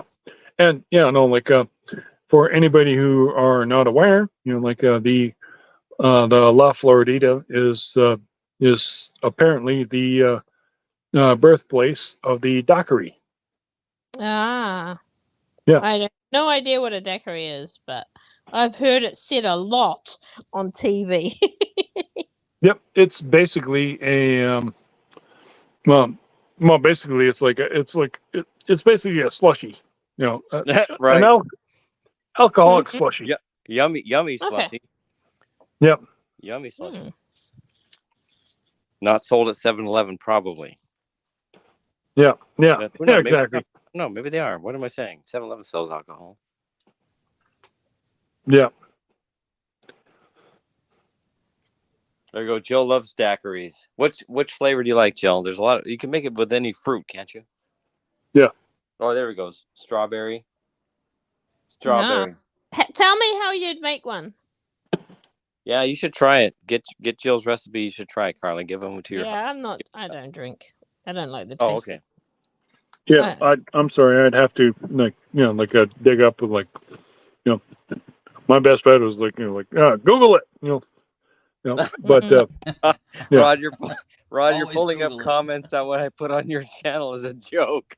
Well, I mean, that one's not a joke, actually. The one you put it right now is quite serious. So it's you know, it's fine. I'm totally cool with it. William Shakespeare. He was posting a bunch of stuff just to see if anybody was paying attention. Oh, you just want them pulled down, struck down. That'll strike you down even more. Yes. If you strike me down, I'll become more powerful than you can possibly imagine. Exactly. You did that scarily well. Oh, nice. I'll have to work on that. Uh-huh. I love Star Wars. That's I've seen that on the order of at least 50 times. No joke. I mean, Oh, really yeah. ridiculous. Oh my gosh. Oh, I think all of us have watched most of our favorite stuff at 50 Yeah. times at least. Yeah, I'd rather watch my favorite films over again for the nth time than watching brand new films that I've even never seen before. And it's a peculiar thing. I can't really explain it. I look forward to watching stuff that I love so much again. So have you seen our bedroom wall? The top of our bedroom wall. Cool. Yeah. Very nice. Those are 40-year-old posters, and that box there with that isn't opened. All his statues that the little figurines that you can't from the 50 years ago, whatever, 40 years ago. They're in a box because he has to pose them just right. Apparently, all the old stuff there. Can you make her large, Rod? Oh, look at that, Rod. Can you make her? I'm large big? enough. No, you know what Carla's I mean? always And big in me. Carla's always larger than life. Exactly. That's neat, though. That is really. I remember the things in the middle and the Oh my God, it worked. Yeah. I don't know how I did that, but I had the No Hoth speeder. set below. I had definitely the ships in the middle, the Star Wars ships. Those two, I Yeah. had both of those. Those are originals too. oh wow. See the book. Look at see the weather. book there. He's even got the book. Oh, let's see. Yeah, the snow speeder Wow. ones. Wow. Yeah. And Yeah. Oh my yeah. God! I'd like that. oh, Yeah, yeah, I had that's that. picture with my I had Yeah, that.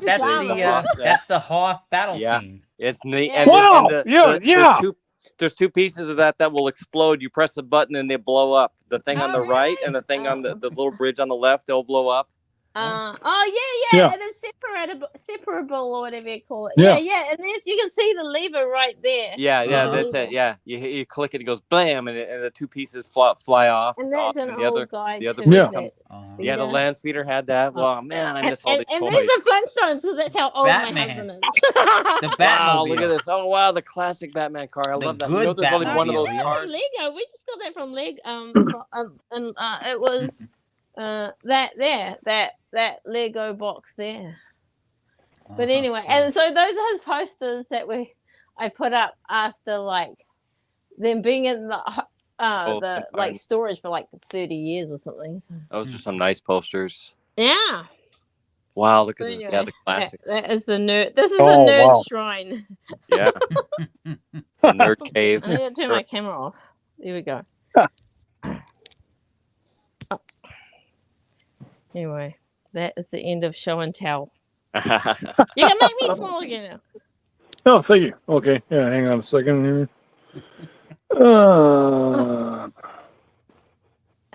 There. Oh, perfect. Okay, good. And now I'm understanding the whole Strawberry. Okay. thing. Right on. Yeah. Well, we wouldn't be such happy people if our husbands weren't very happy, would we? Right. Really? Yeah. Hey, okay, I mentioned this already on my Twitter X once before, and okay, I gotta say it again.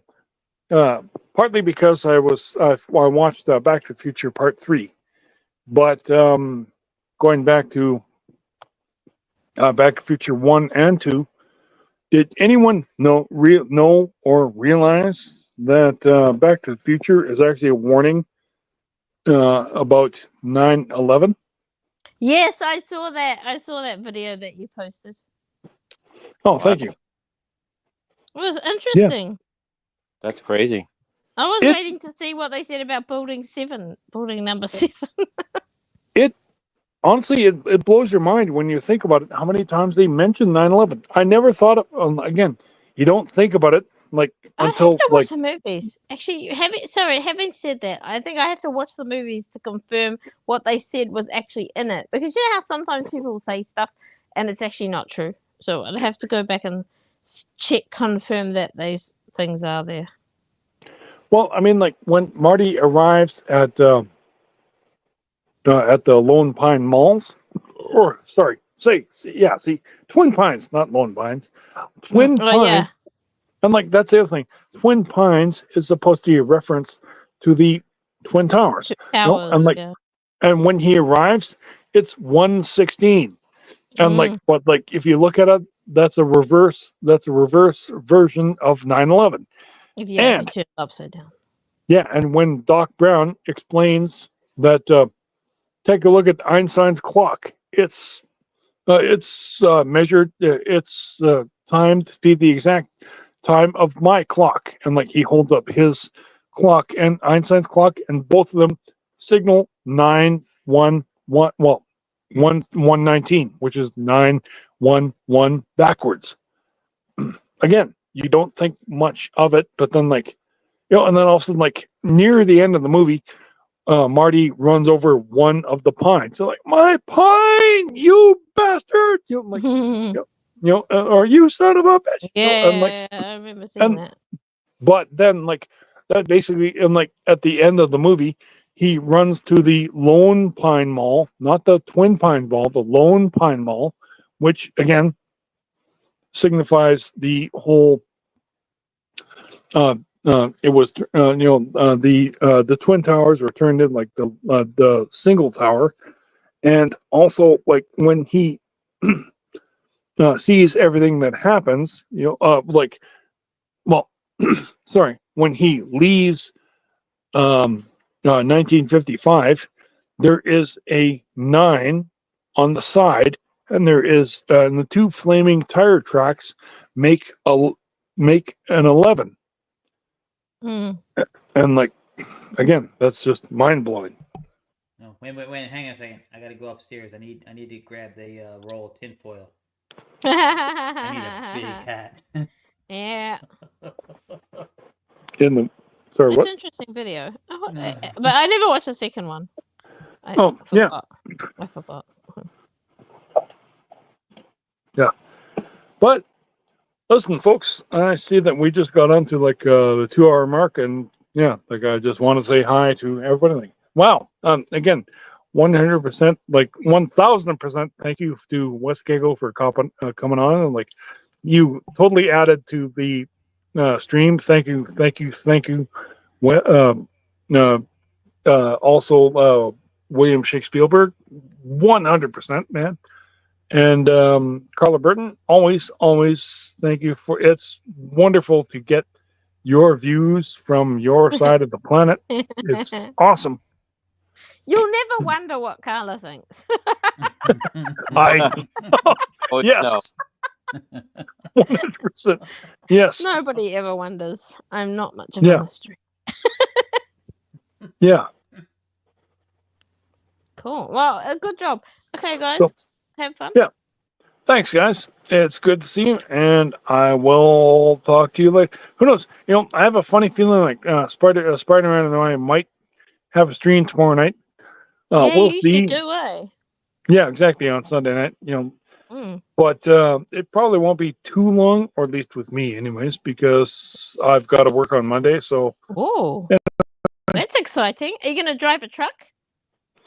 Well, I've driven truck on Tuesday and Wednesday. I didn't do anything on Friday because we were swamped in the yard guys, which is kind of why I see why they hired me. Like rather they wanted me to do like the yard stuff.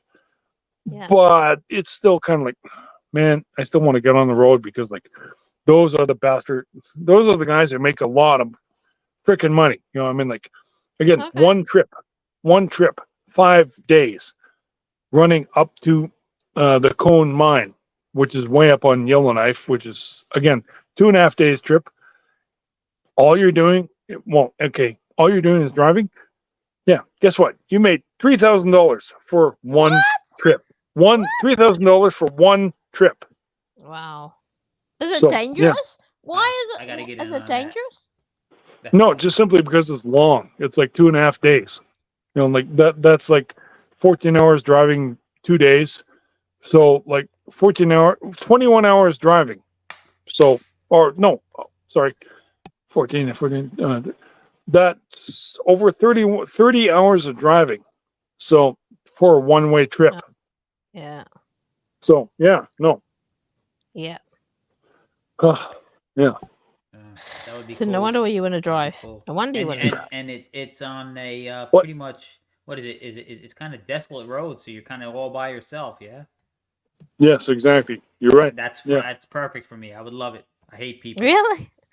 Oh. I need Yes, to be exactly. around people. You're I need away to from be around everybody. people Exactly. all the Yeah. time. Not you people. I love you people. I hate people in general. Yeah. Yeah. And when I say you Yeah. people, I don't mean derogatorily. Yeah. What do you mean Yeah. you? What do you mean you people? You know what I mean, you people. What do you mean you people? Yeah, thanks, Rod. This was fun. Thanks for having us on. Oh no, thank you guys for popping on too. Like you helped bring it up too. Like, that's awesome. Just I mean, hang out with friends. yes. Thanks, William. Thanks, West. And again, thank you, And for Carla, the for chatting. that's awesome. Thank you, Carla. I really appreciate that. Good And to the see you. chat, Jill and Yeah, Susan right. Gold. Keeping us company, and Yes. Jill Thank for you, Jill, especially for keeping it again, not just keeping us company, for keeping us straight, make sure that we're flying right. So, Yes. sticking the finger, yes. to Paramount while she's at it.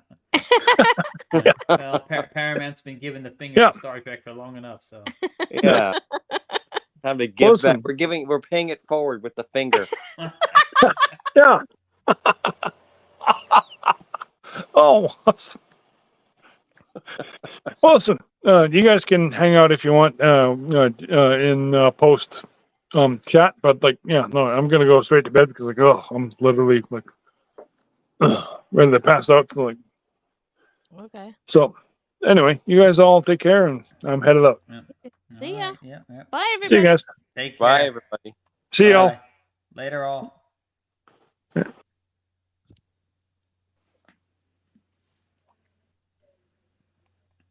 Why does it still say live? We're still live. Oh, I'm monitoring you and I. Oh, Carla, guess what? We're still live. Hold on a minute. Let's see. We're still live.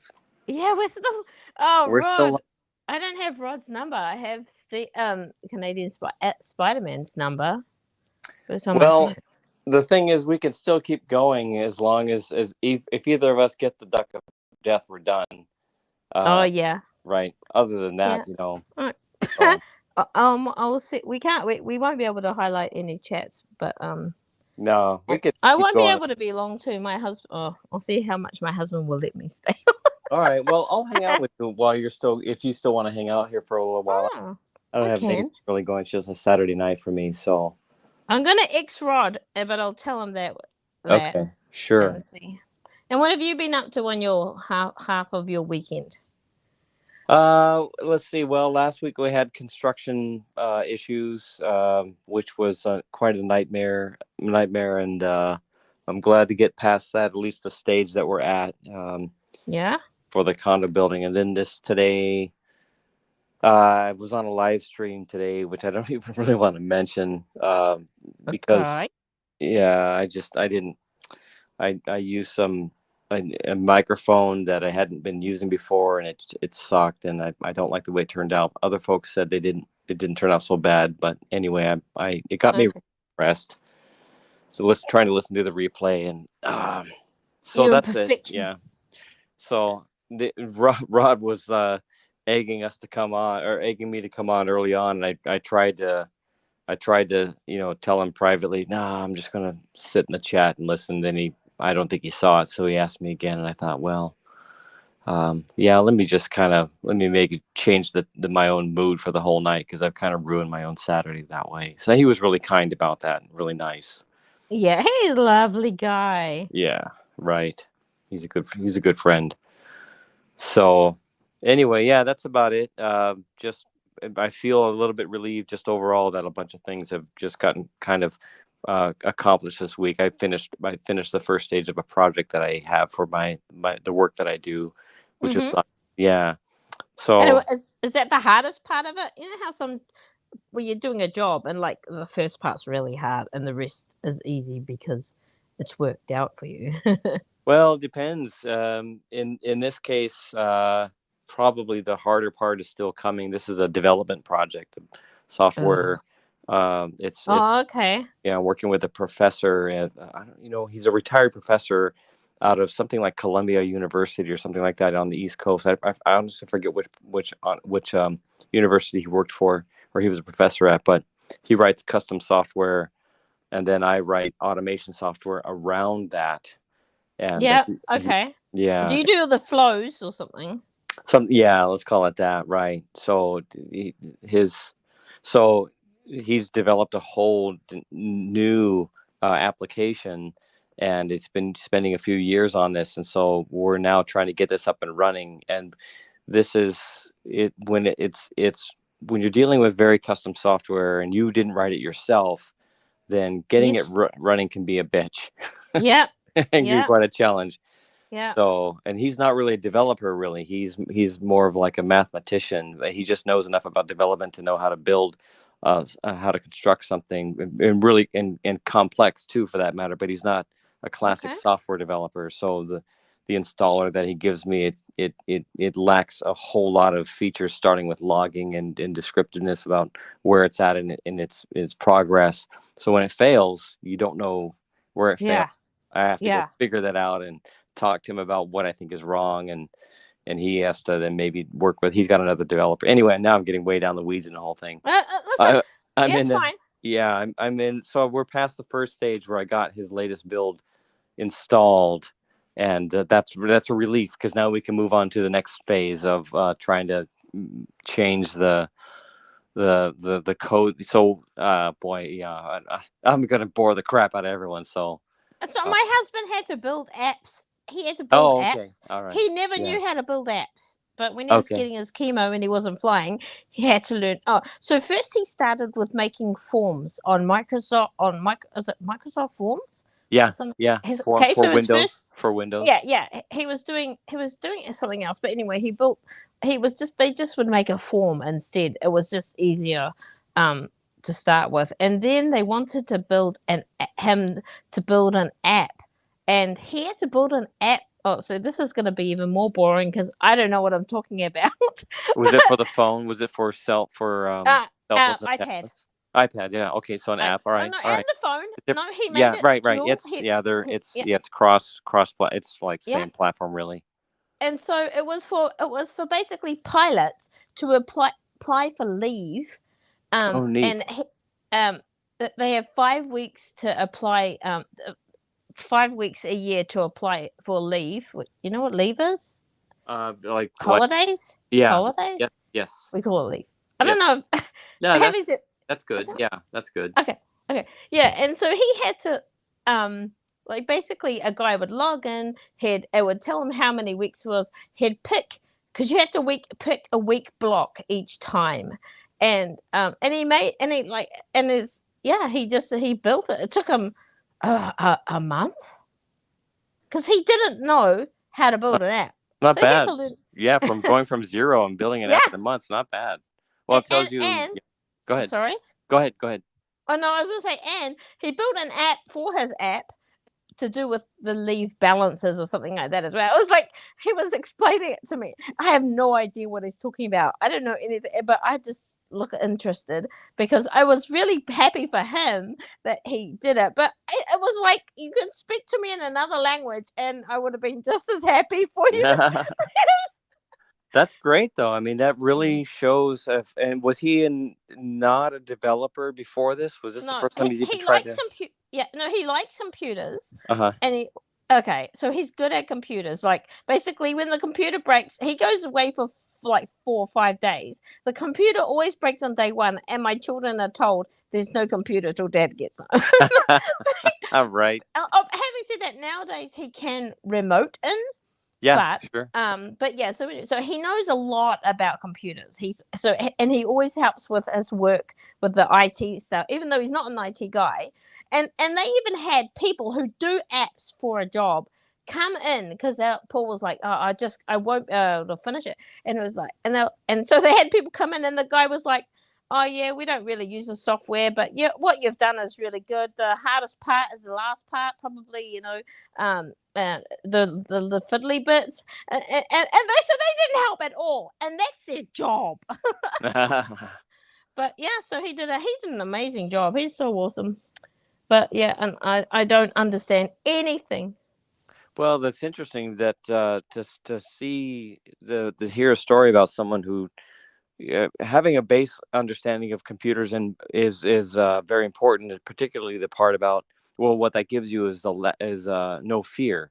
Anyone Yeah. who, if you don't really enjoy computers, then of the people that I see, starting with my own parents, for example, there's just this shell of a fear around them anytime they go to approach a computer, Yeah. of what they're doing and what it's trying to tell them. And whereas the people that have no fear of computers, who are very, very familiar with them, you just look at it and you just look at it and say, well, what is it telling me?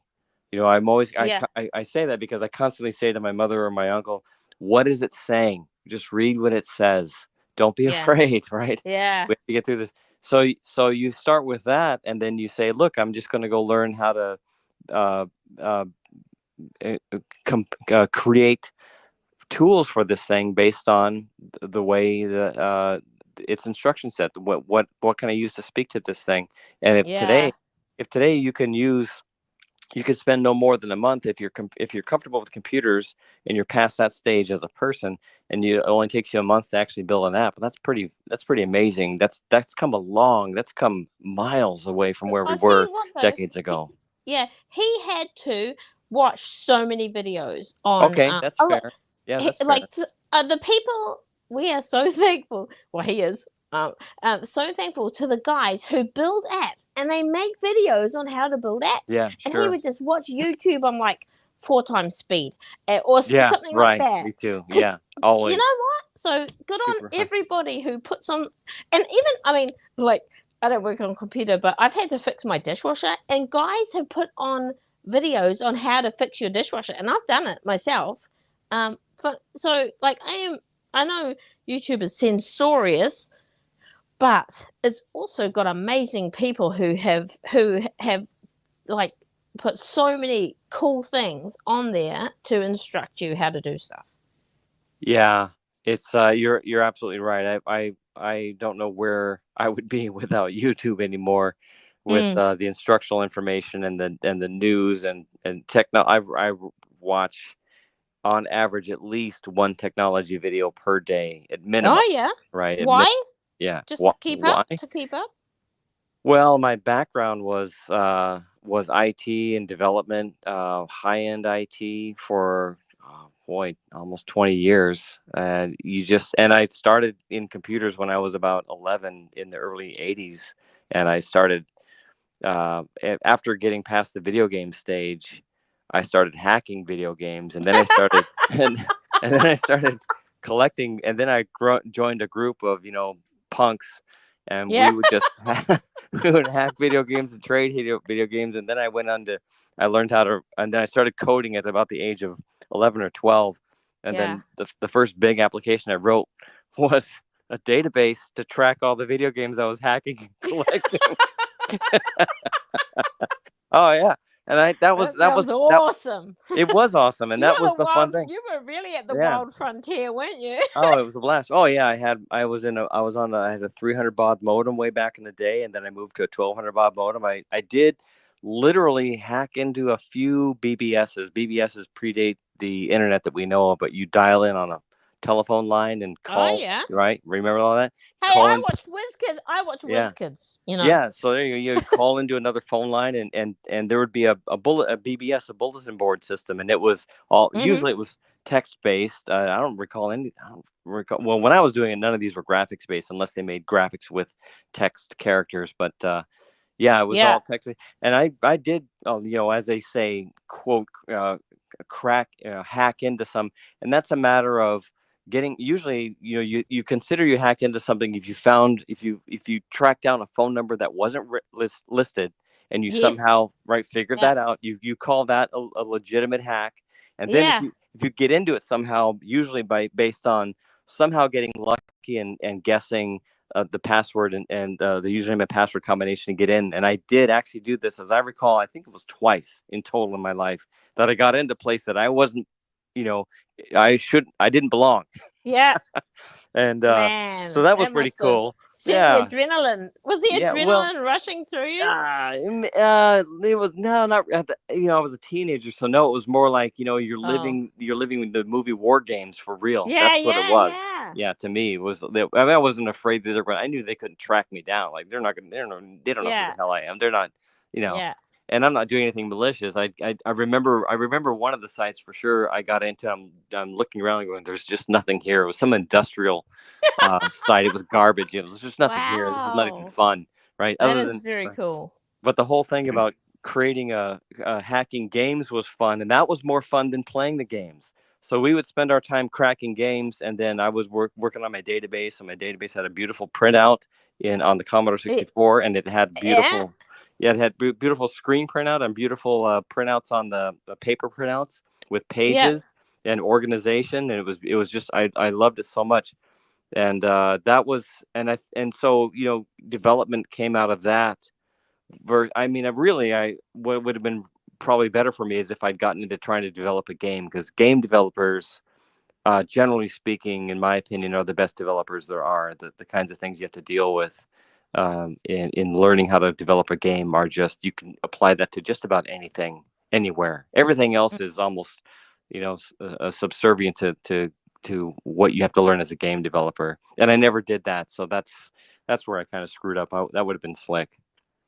But the thing is to see that today we've come so far that you can watch a whole bunch of YouTube videos. You take a person who's comfortable with computers, and watch a whole bunch of YouTube videos. Very fair, but that's all you have to do. And with the tool sets that we have, that probably, I imagine he didn't have to pay even a dollar for it. It was all free. I'm almost certain.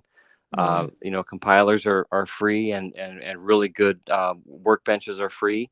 I don't know what those words mean. You need to explain. I need a glossary of terms.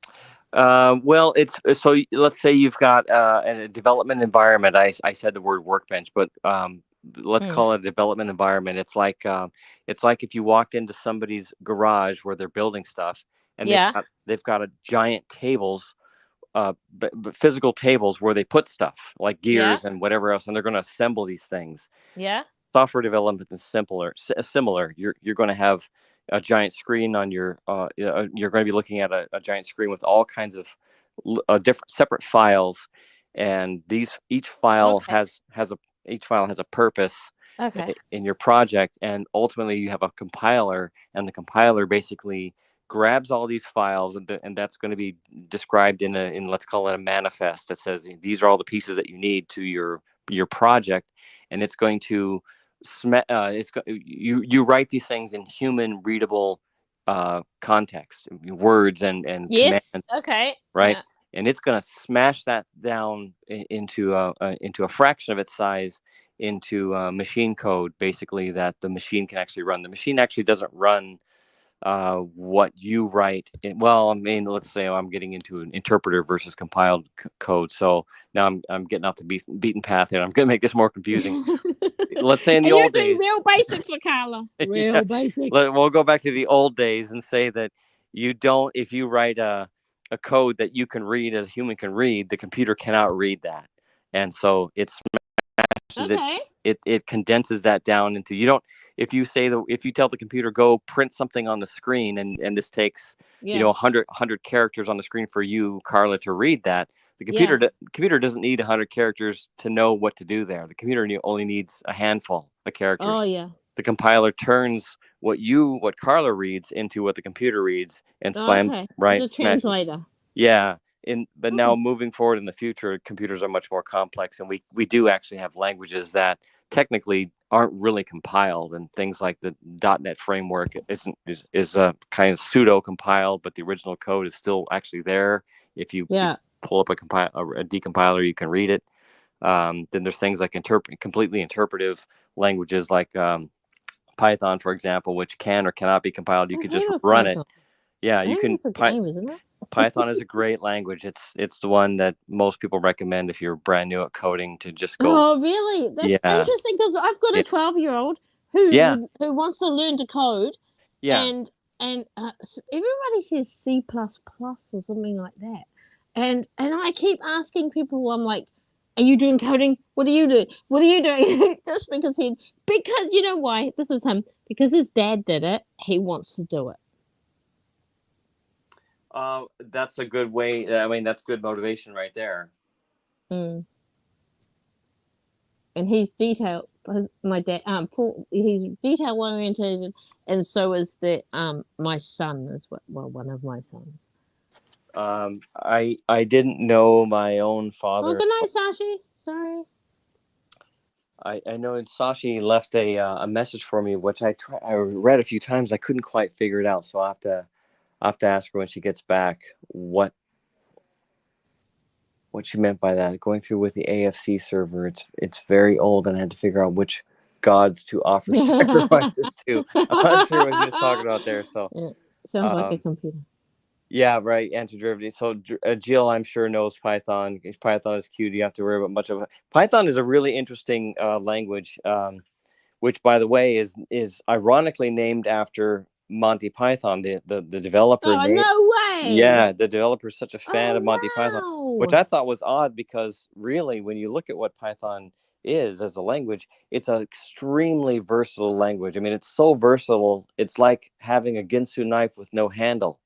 You can do a lot. You can do a lot of things with it, including cut your fingers off. Yeah. And it's fascinating that way how versatile it really is. But so I thought it was Python because it's a snake and it can just be like a chameleon or something. But no, the guy named it after Monty Python. So that's cool. Yeah, but it's a great language. Highly recommended. And I don't know. I've never written an app for the phones. So I don't really know what language you use for that. Maybe you can use Python, and maybe it's something dedicated. I just don't even know. Maybe Jill knows. But if your son is motivated because of your dad, you know what? There are a few more important skills that a child can learn these days than software coding for the future that they're going to live in. I mean, there is almost nothing more important than that right now. Even if you don't become a software developer, it doesn't matter. Your understanding as a child of how the computer works at its fundamental core level, how to think like the processor, is going to help them in everything they do for the rest of eternity. This is just so critical. And you can see that. I can see that in the people that do understand this stuff from the people that don't, and just in speaking with them and understanding, how they look at the world and where do they see things are going. And when you read things about people talking about the future of technology and such, it even blows my mind to listen to people on TED Talks and people that are much smarter than I do. I have a handle on what they're getting at, but these guys are way beyond my pay grade, and I just think to myself, man, I'm glad I at least have a cursory understanding of where you're going, and it's Paul's like that too, I think. Well, he wouldn't know as much as you do, but he had a steep learning curve, and like he had multiple overnighters, just whatever you call those things, just working through the stuff to get it at a deadline, because he's just he just you have to be such attention to detail because it really matters when you're doing that sort of stuff. Coding, software coding. Yeah. Well, as they say, the computer only does what you tell it to do, and then it does generally exactly what you tell it to do. And if you tell it to do it wrong, guess what? Garbage in, garbage out. I know that. I remember that from third form. Yeah. So it's neat to hear that story though. I've always thought there's a few apps that I've got on my wish list that I'd like to build for myself. So it's encouraging to hear that it really doesn't take that very long. I've never even looked into it.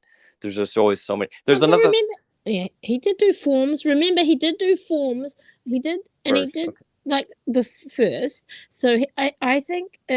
I mean, I don't know if they're related at all. And he also did the flow. Like he would have to do the flow for the forms. Like a lot. And he was building. So he I'm not saying that was his first app he built, but I'm saying it was a massive undertaking having to do that. An app that did that. Like it wasn't just a form; it was actual using information from a source, like their leave balance, and using dates like applying for the week. It was just huge. Oh, certainly, yeah, right. You've got the aspect of building what you see on the screen, and then the whole logic behind it. And the logic is usually where people get hung up and get screwed up. That's the trick. That's the part that I think is the most important element of when of having your kids learn this at a youthful age. I know that's what helped me, is that I'd started so young, and I started, you're automatically, I mean, when I started, you're automatically forced into logic and understanding logic at a very early age. I do think that it affects your brain and at such an early age of development. That's critical. It just makes it easier as you get right, as That's you get cool. right, as you continue to grow as a human. You have those pathways built in your brain about how all that works, and you're thinking about it, then you're just going to get better and better and better. By the time I was in, it was my senior year. It was either my senior year or my junior year that they finally offered in high school, that they finally offered computer science for the first time. Yeah. And I took it, and a few of my geeky friends took it. And it was the teacher the teacher that taught it. He I think he had some other math classes that he taught as well, but he was not so adept at computers, whereas me and my friends were hacking games. And he hated us. I would go in, and he would give us a 1 week assignment. I'd finish it by the end of the first day, turn it in. It was perfect. And he hated me. He absolutely, I got an A the whole time, but because he couldn't, what can you do? You have to get all the answers right. You turn in all the homework perfectly. You have to give the student an A, but he despised us. It was not just me, but other kids that I knew, other kids, that I didn't know. And that was the thing, is that all of us had if he had started, even if he had been starting at the same time as we did, let's say 3 to 4 years prior to that, it was growing inside of us, as kids. So we were under development. You know what I mean? And he was just an adult, getting older. So we were latching onto these concepts a lot faster than he was. Quickly, Yeah. See, and this thing is my husband did like I think computers at uni, and he would be there till like midnight sort of thing, doing stuff and coming home from the city really late. And so his mum bought him a Macintosh or whatever that old Mac that they all learned on. Nice. Yeah, many years ago, just because he was coming home so like I think he just loved it. Yeah, it can be, programming can really be an addictive thing. And especially when I was growing up, I mean, that was it was more than a hobby for a lot of us. We were really pretty hooked on. Yeah. But back then, of course, we were fantasizing with it too. Programming computers was it allowed you to be in the Star Wars universe in your head, the Star Trek universe in your head, because we saw that's right. This is where it's going. Today, it's a lot. We didn't have cell phone. Today, it's probably not nearly, the allure is just not there, because we've got incredible device right in your hand. Yes, you're right. Back then there was a lot of fantasy going on, but still I think that there's a lot of satisfaction when you're coding, when you build something, especially the logic part of it. The graphic design and the forms you're talking about, that's all pretty and nice and artistic, or can be. You can feel artistic when you're building it, but when you get the logic right, when you pull pieces of information, as you're talking about, from different data sources, coagulate it accordingly, and check date information, and then sort the information accordingly, show it the way you want. When you get the computer to do what you want it to do, and because you gave it every little instruction step of the way, there's there's an empowerment that you get that is just a rush. And my husband's always saying, like, he's always amazed at what stuff can do, and like he tries to tell me gigabytes or all this, like, the voodoo language associated with computers, but I'm like, I don't know anything. And he always has to say, okay, it's this much faster than that. That's all I get. That's the only thing I can understand is how much bigger something is or how much faster it is. Numbers mean nothing to me. Right. Yeah, sure. That's fair. You should Mm. try it sometime. Maybe you'd like it. There's obviously you can see there's a bit of a hurdle in learning curve, but once you get past that first stage, a lot of your fear will be out the window, and then you'll ask yourself, well, what do I want? That's an interesting thing about developers. Every developer I've ever known has got a laundry list of stuff that they Yeah. want to build for themselves, and just Yeah. not enough time to get to it. I do too. I've No. always had a list of stuff they get to. Mm. I still do. And there's right now it's like work. It's like the work I'm doing. I'm constantly writing new automation, and a lot of the work I do right now for the particular code that I work on is done in just script. So it's fast. I can write it, test it, write, test instead of having to Cool. instead of having to compile it, whatever. But there's so much stuff that I constantly I'll be working on something and I'll think to myself, God, I hate the way this works. I'm so tired of this. Yeah. But Yeah. it's going to take me 4 hours to build, Mm. test, and publish something that works better. So I don't have that 4 hours, so I keep a notepad Oh, journal cool. of stuff that I want to write, upgrades to existing things. And over time, I just constantly upgrade something. And every time I write an upgrade to something, it just makes my life easier, and it makes you feel good, and it makes you feel like you're getting something done. Yeah. Yeah, and it's empowering. Give it a shot. Yeah, I see. I mean, you can say that, but I'm just not a sit down person. If something goes wrong, I'll just walk away. But Have your husband do it. my husband's real attention to detail. Everything is not done fast because you have to do it right. And I would, to me, my priority is more like I want to make because I take a lot over the years. We've had video cameras and stuff like that. I've taken a lot of videos, and I would like to I'd rather make a family video album or something. You know what I mean? That's cool. Yeah, that's cool. That's Well, my goal. that's I want cool. to do that. Absolutely. Well, then Yeah. there's a lot of, you've got a lot of skill to know about how to do that stuff. These cameras are getting pretty damn complicated, so that's pretty cool. Yeah, so that's that to me. I'm just saying, if I had to sit at the computer and do something, that's what I would do. But like, so I'm always streaming on a phone rather than a computer because I just don't have a place to sit down and do that sort of thing because I have a lot of teenagers. Yeah, right. Yeah, that Mm. I can appreciate that, and I don't have that experience like you, so I just have to listen. Yeah, listen, live through your experiences vicariously. Yeah. Yes, Jill said, well, I have a lot of experience. yeah. Jill says, I don't even really want to program anymore, but I need to make myself a website. So so it's definitely that old line, just when I thought I was out, they pulled me back in. Hey, Eugene Bird is here, right on.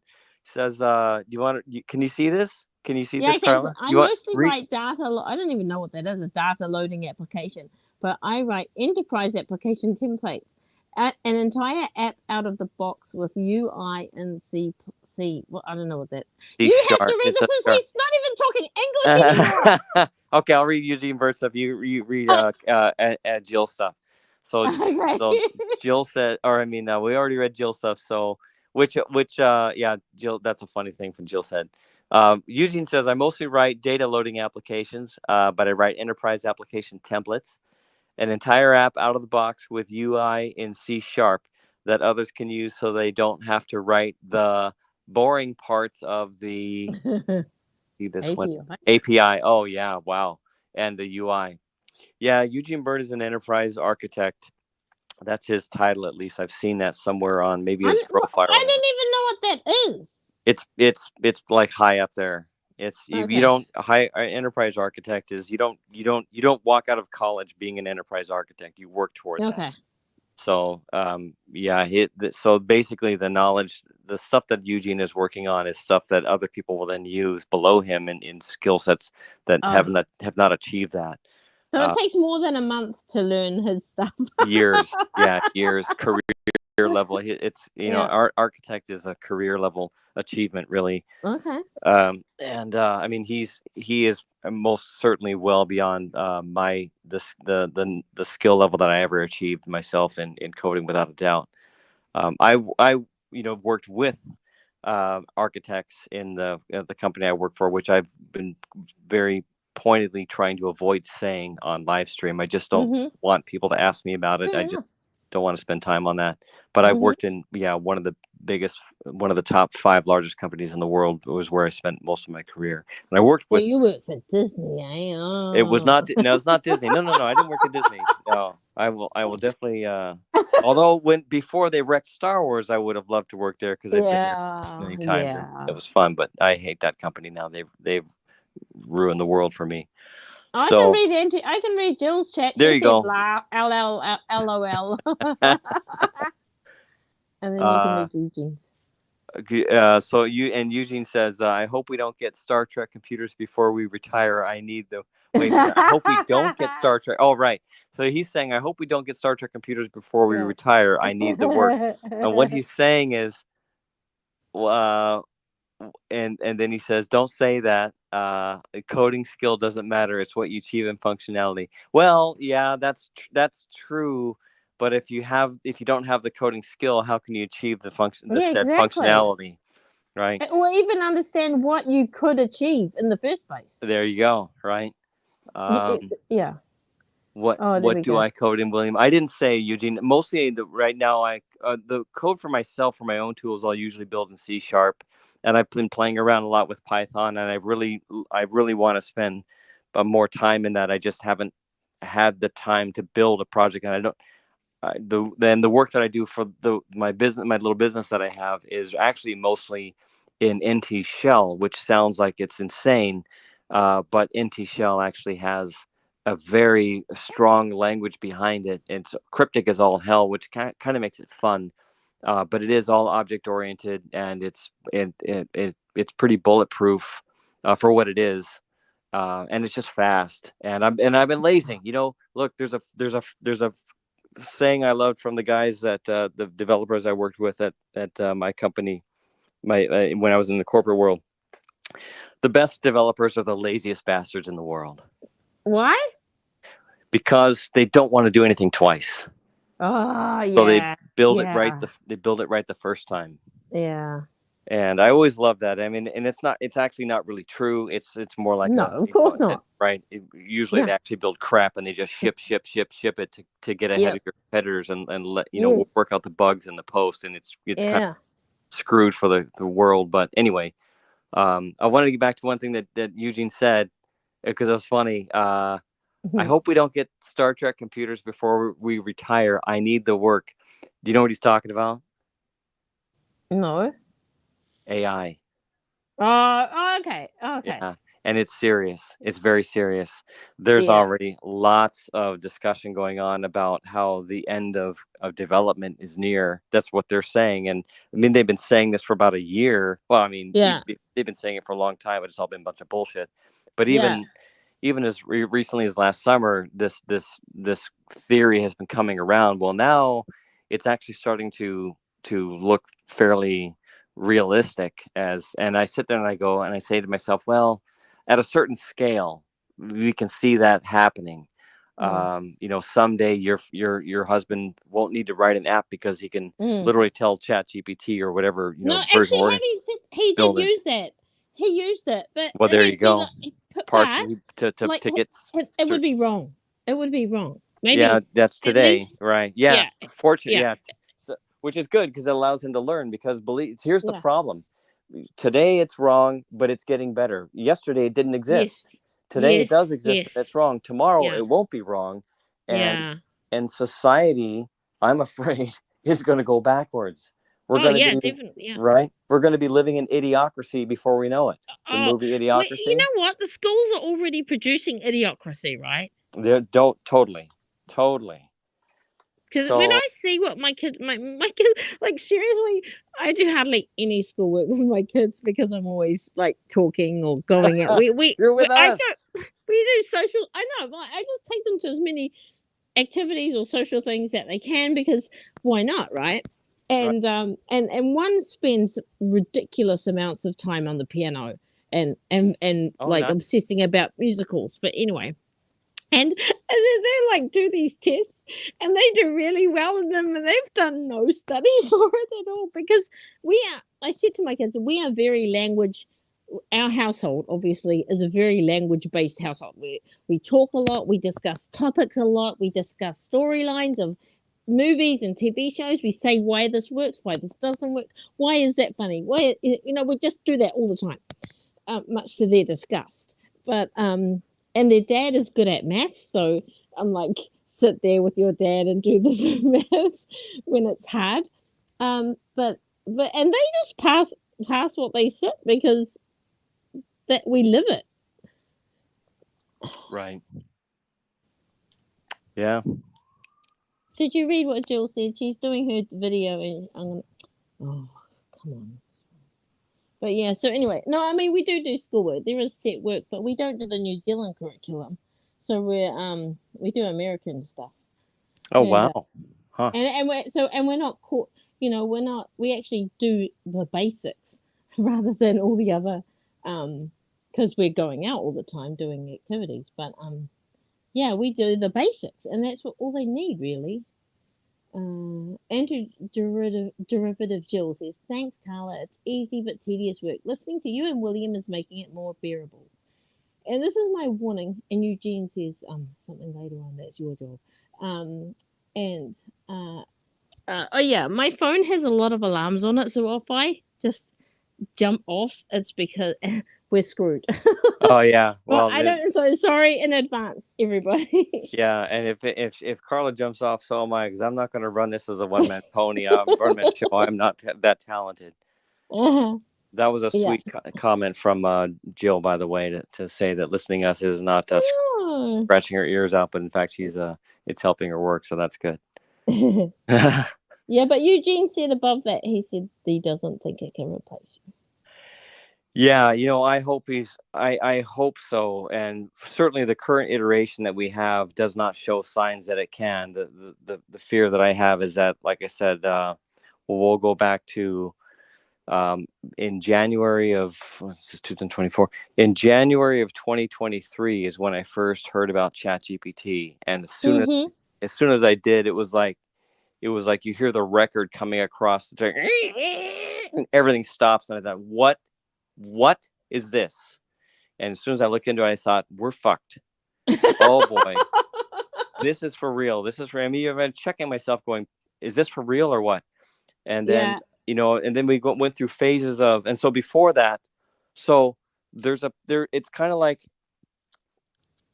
before that, most of the world didn't know ChatGPT 3.5, which is where things really changed. Debuted in, I think it was November of 2022, and it just quietly came out, and it was a couple months later that bam, it hit the headlines that it has arrived. It has arrived. Before the thing had been in progress since 2016 or something like that. I mean, Elon Musk is one of the originators behind OpenAI, the company that built ChatGPT, and Google is behind all this too, way back then. And it was just slowly building, and it sucked, and it continued to suck, and it had very minute progress. Well, guess what? Everything finally, hit that event horizon that it can't look back now, and now it's like accelerating. And my fear is that this thing is going so fast. I mean, it's come so. Do you think is it exponential? Is it exponential, or is it linear? I think it's very exponential. Oh, I mean, wow. This thing came from being first just text-based to now multimodal. It just seemed like overnight. Before, it's all text-based, and pretty soon we've got this other model that's doing video, and this other model that's doing other models are doing photos, and then we got video models that are coming out, and they sucked. But hey, this was 2 years ago. This didn't exist.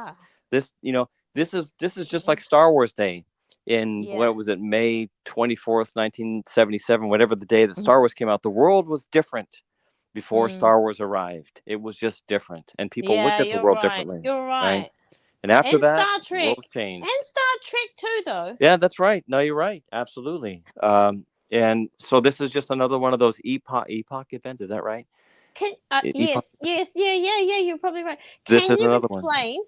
Okay, sorry. Can you explain what Elon Musk has announced about Grok 2? Like he talked about a whole lot of computers or something like that, and I don't understand. So can you explain? Pretend you're explaining to a dull-witted woman. I did not read. I know that I saw the announcement. I did not read it because I was not impressed with Grok 1. So I'm gonna see if I'm gonna let Eugene and Jill say if they have any comment they want to give about that. That's brief. Go right ahead, guys. I don't know what the magic is behind Grok 2 just yet. I don't doubt that Something got about potential. 16. I think the number was like 16 somethings. Some CPUs. I don't know. It sounds like he's talking about how many processors he's using Yes. for it to process and do its work. So it sounds like that was.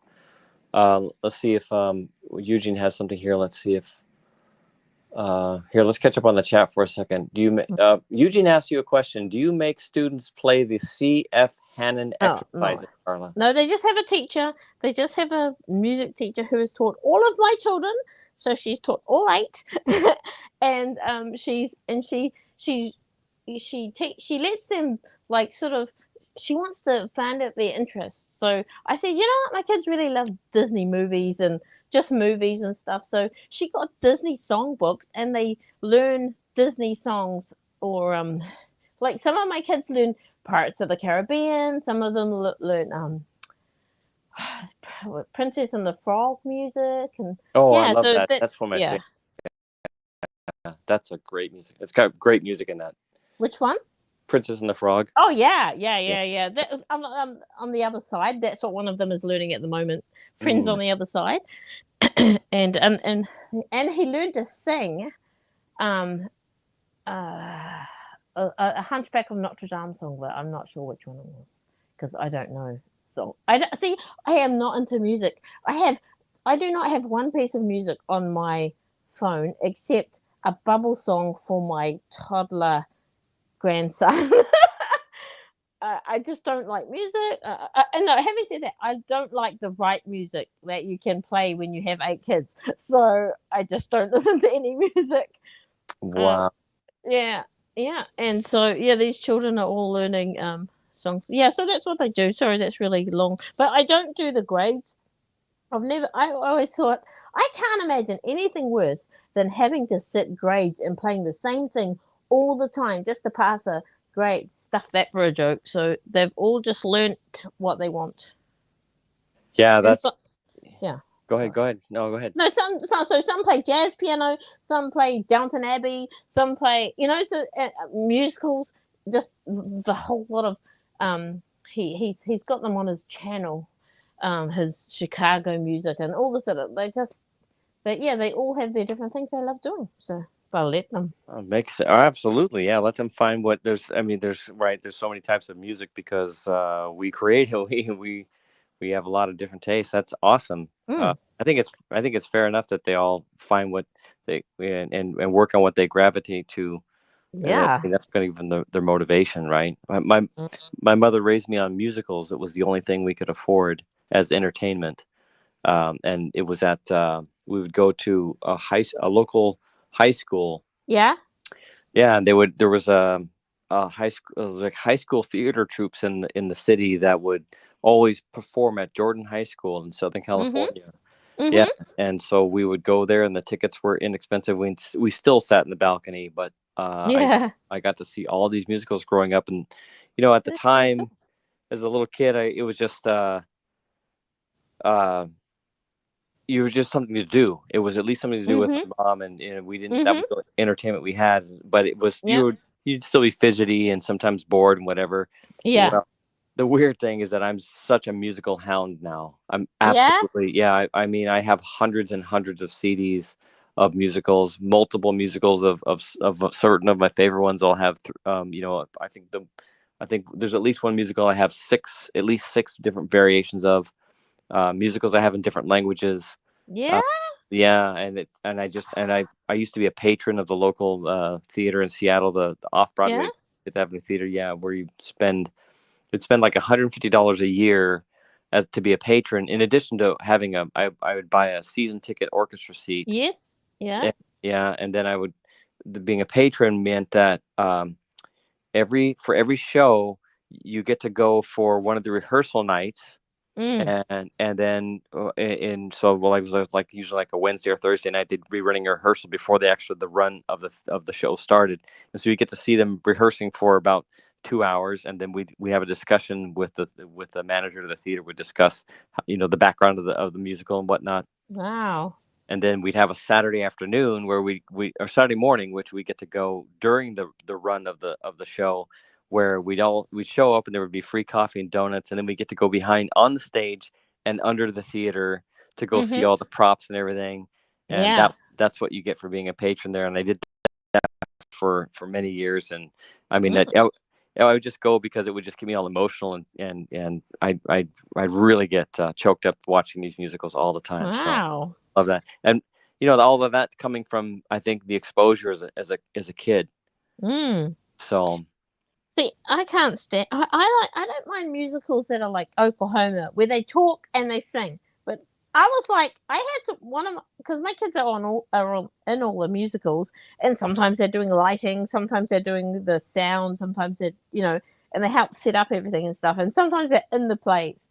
And I went to I didn't go to the play. I watched what's Penzance? What's Pirates of Penzance? Right, Pirates of Penzance and Gilbert and Sullivan. Yeah. I started watching that, and I was like, I might have watched it a bit on fast, but it was like 15 minutes in, and they were still singing, and I was like, I can't watch this. They're spending the entire time singing.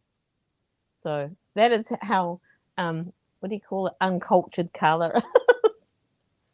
Yeah, I love and Gilbert and Sullivan's work is really in the crossover area where they were coming from opera actually, and they're the first quasi musicals that kind of are considered musicals, just barely, because they're almost more operatic than they are musical. But yeah, I love them too, yeah. I actually I just couldn't handle them not talking because maybe because I'm a talker, and I mean I love talk, like what do you call it, audio programs where they have jokes, radio shows. I love radio shows because they're all talking and they're laughing and stuff like that, whereas they were just singing the whole time. And I'm a so, bad person. I'm such a no, it's okay. Have you happened to, and we're getting off topic. I suddenly derailed the topic because actually there's stuff I want to talk about. No, I'm the one who did it. There's stuff that Eugene has been how posting. dare us have a conversation. Yeah, what? Yeah.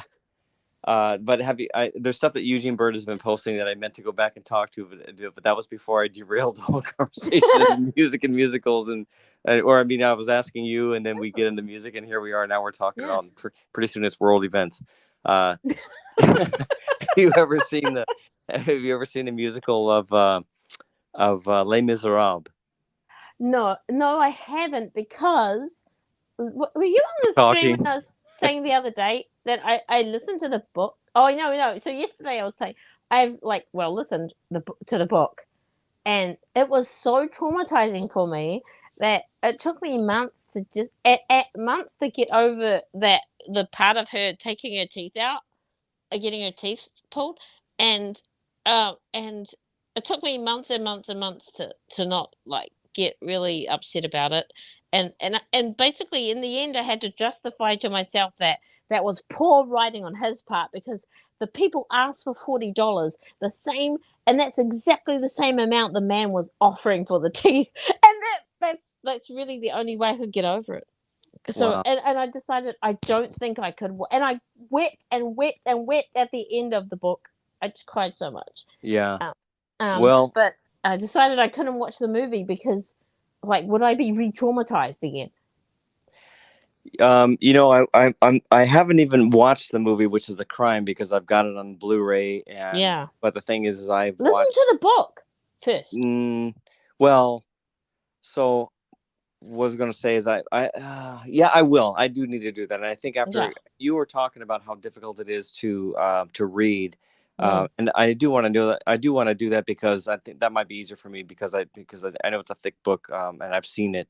I could probably send it. You know what? It might even be on YouTube, but I can probably send it to you. You probably the audio. Oh, I can get it here at the library. I'm sure. And I'm just telling you this. Fast forward through because he goes on these massive. You think our musical tangent was a tangent? The stuff he talks about is ridiculous. He talks, although having said that, you may like it because someone else really loved it. But he talks about basically the shipbuilding in that time and the armies and I'm me being ignorant. I was like, I only want to know what the story is, thank you. But my pastor's like, I really love the bits about the shipbuilding. Yeah, that is a good point. I've read about things like rope beaters and things like that. And when I remember reading about that particular one, just stands out. When you were talking about that the other night, it reminded me of reading about rope beaters. And I thought, I thought that is just so fascinating. All of these careers that are long gone, they're never coming back. And you know, something of an old age, and just reading about these things are fascinating. It reminds me of also of a book that I read about Shakespeare's his objects that they'd found when they were, I guess, unearthing the Globe Theater again recently. They found a bunch of objects, and they wrote a whole book about them with pictures and these things. I don't know, there's about 25 of these objects, and so each chapter was pretty much dedicated to one object, and they talk about this thing in just excruciating detail. And I was just riveted watching this thing. And well, you may like the entire book then. So you may it's like that'll be 40 hours for you. Yeah. Well, maybe I'll give it a shot on that basis alone. I think I'd be interested. But the story, it's so beautiful. And the thing I was getting at, asking if you've seen the musical, is that there's no. I was just kind of a little bit of in jest because there's no talking in this, and there's a song I didn't know that. There's no talking, and there's in fact a song that's joking about there's no talking, and that song is a musical called Something Rotten, which is all about William Shakespeare, which is also one of my favorite musicals of all time, and it's a comedy and it's hilarious. And he talks about in Les Miserables, there's no talking, and the guy's like, there's no talking. That's right, there is no talking at all. But what do they do when they want to say something? They just change their voice in another tone, as if they're talking in another manner. And it's and he awesome. Says, and the guy says, I would watch that. The guy says, the guy says, it sounds awful. It's actually called Les Miserables. And for a reason. It's funny. So there's no talking in it. So I was saying that in jest. But I tell you, you are not human if you don't walk out of this musical in absolute tears. Just absolute tears. Well, and for that reason, read the book, you'll be crying. Well, the book is one thing, but the musical will take you through the whole story in about 3 hours, and the music and the drama will just suck you into the abyss. And it's therapy. You know, it's like a good therapy. I go alone because I don't want to be around people seeing me looking like that. You know, I turn into a complete mess when I go to that musical, and I've seen it at least a half a dozen times, and you got to go see it with. That's nothing. That there are people that are lifers that'll go, you know, every year and frequently to. I'm sorry. Oh no, I said yes. There are people that are just go, you know, regularly, just constantly, and I mean, in my opinion, almost like a therapy session, because you can go in there feeling one way and you'll come out completely forgetting what was on your mind, and this thing is just absorbing you, and it's almost cleansing. But the story, the music, and everything will just get you really caught up, and you get through the whole thing, and the music is so beautiful. So the thing is I have not watched the film because I've seen off-Broadway casts at least 6 times. They're so good that I know that the film is just not going to live up to my expectation of it, right? It just won't. And if you really wanted to experience the show on video, You can watch the 10th anniversary or the 25th anniversary live concerts. Both of those are on Blu-ray and DVD. I have a DVD of it. I Yeah, have to go find it. either one of those will be fine, and either one of those will be effective enough to get you through a really good rendition of that play. I'll send you a photo of my DVD later. Okay. And then you tell me, like, oh yeah, that's lame, or oh yeah, that's okay. Sure. Eugene Bird has been typing a lot. Right. Yeah. Let's go through. I know we're these guys. This sucks. I hate ignoring the chat. So where are we? We're up to the piano thing. We're way up there at the piano thing. We've got a whole bunch of stuff about AI.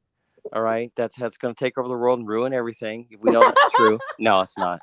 Eugene is really trying to dispel some of the fear of that, and he's legitimate in that. So, and I'm reading this, going, okay, I can talk about this. We've got the AI thing we can go back to. We've also got some people are talking about the musicals and Les Miserables.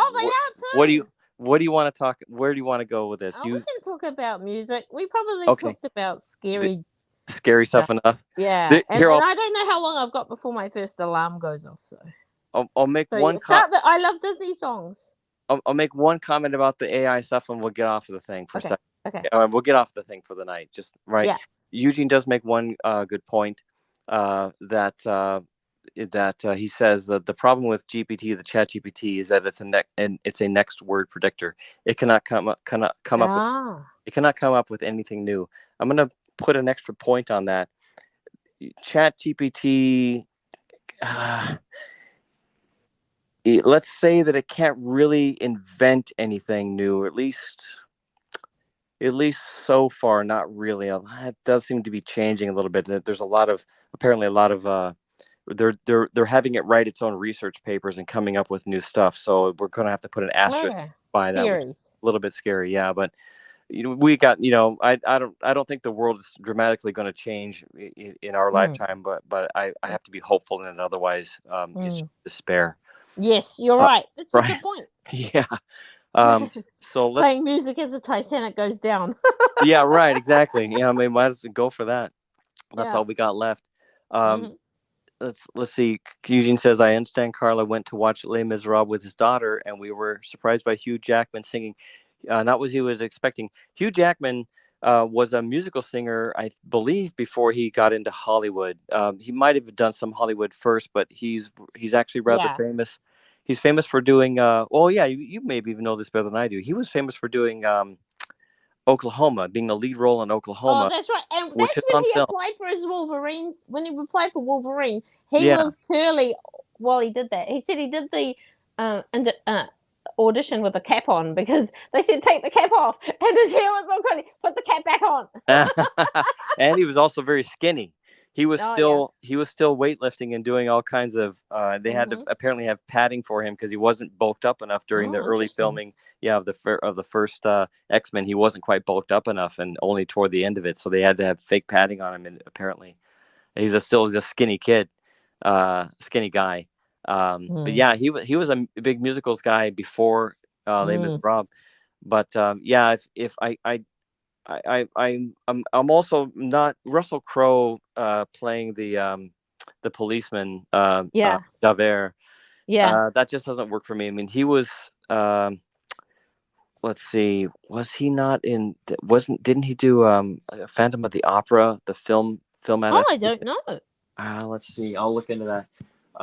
But I'm not. I don't think he did. I didn't think it was Phantom of. Have you ever read Phantom of the Opera book? That's a good story. No. The story is a really. I've never seen Phantom of the Opera movie or the music, obviously, because I don't like music.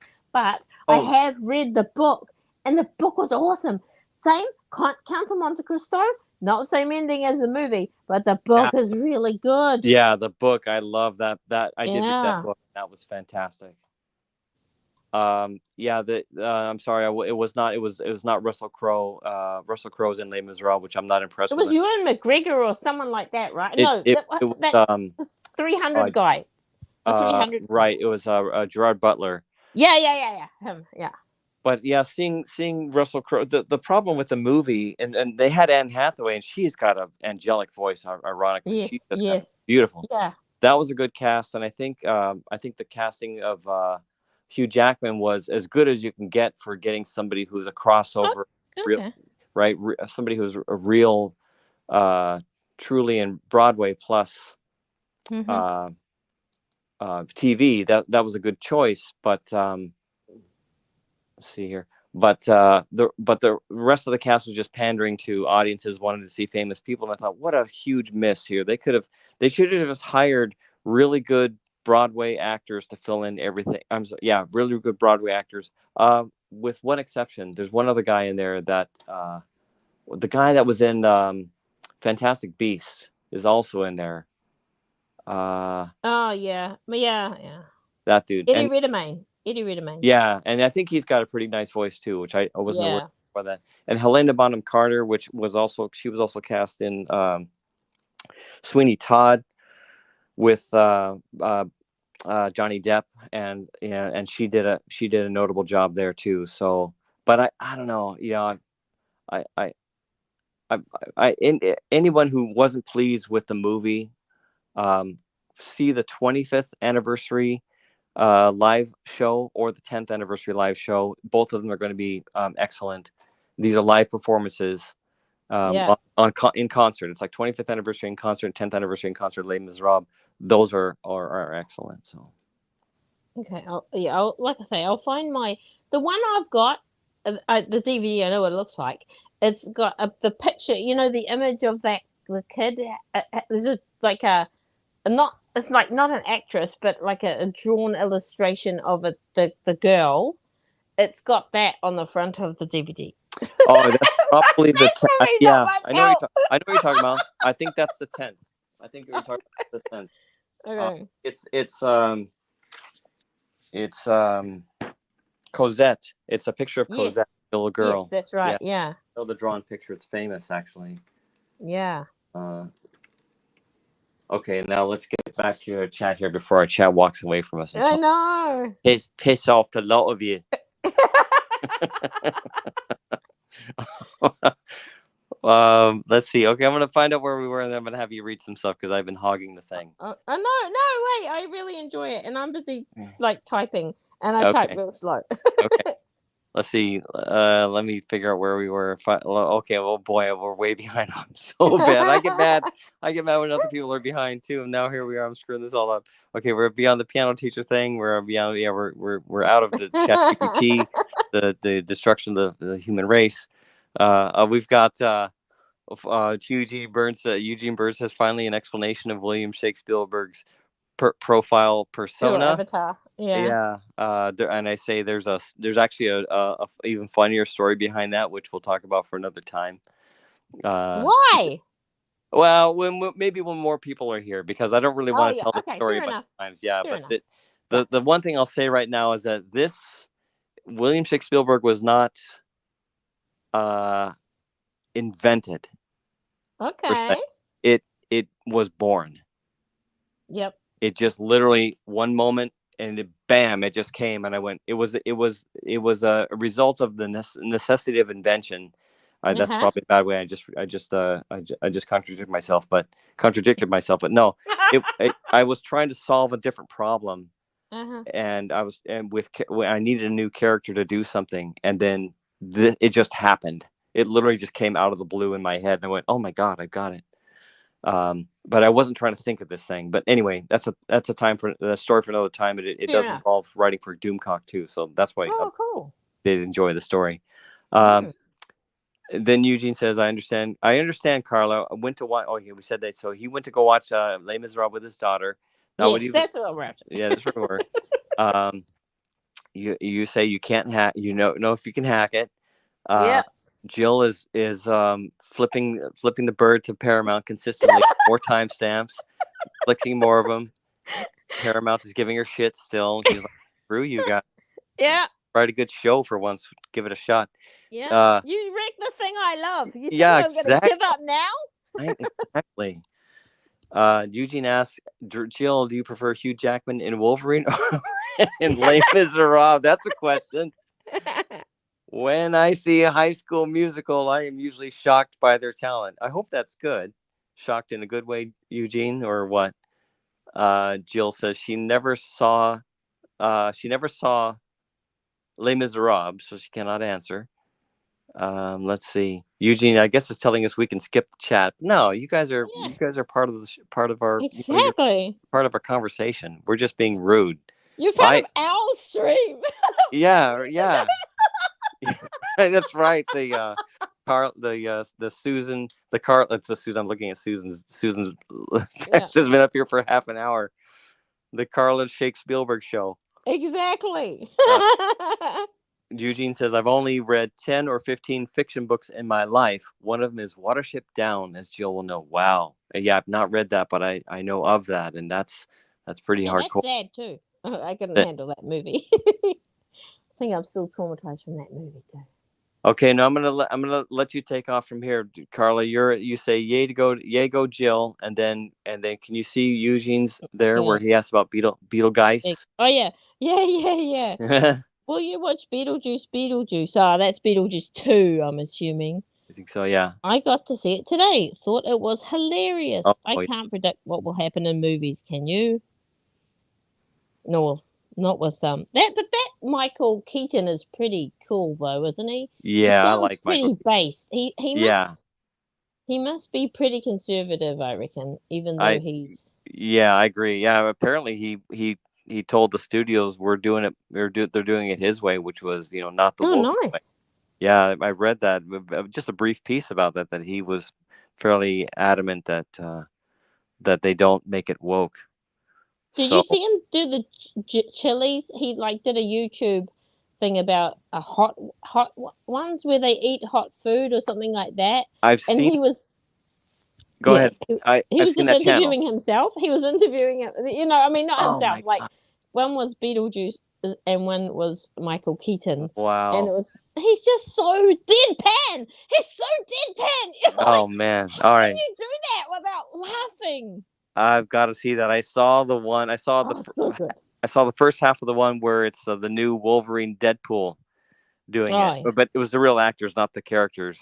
Yeah. Hugh Jackman and Ryan Reynolds, and they were funny.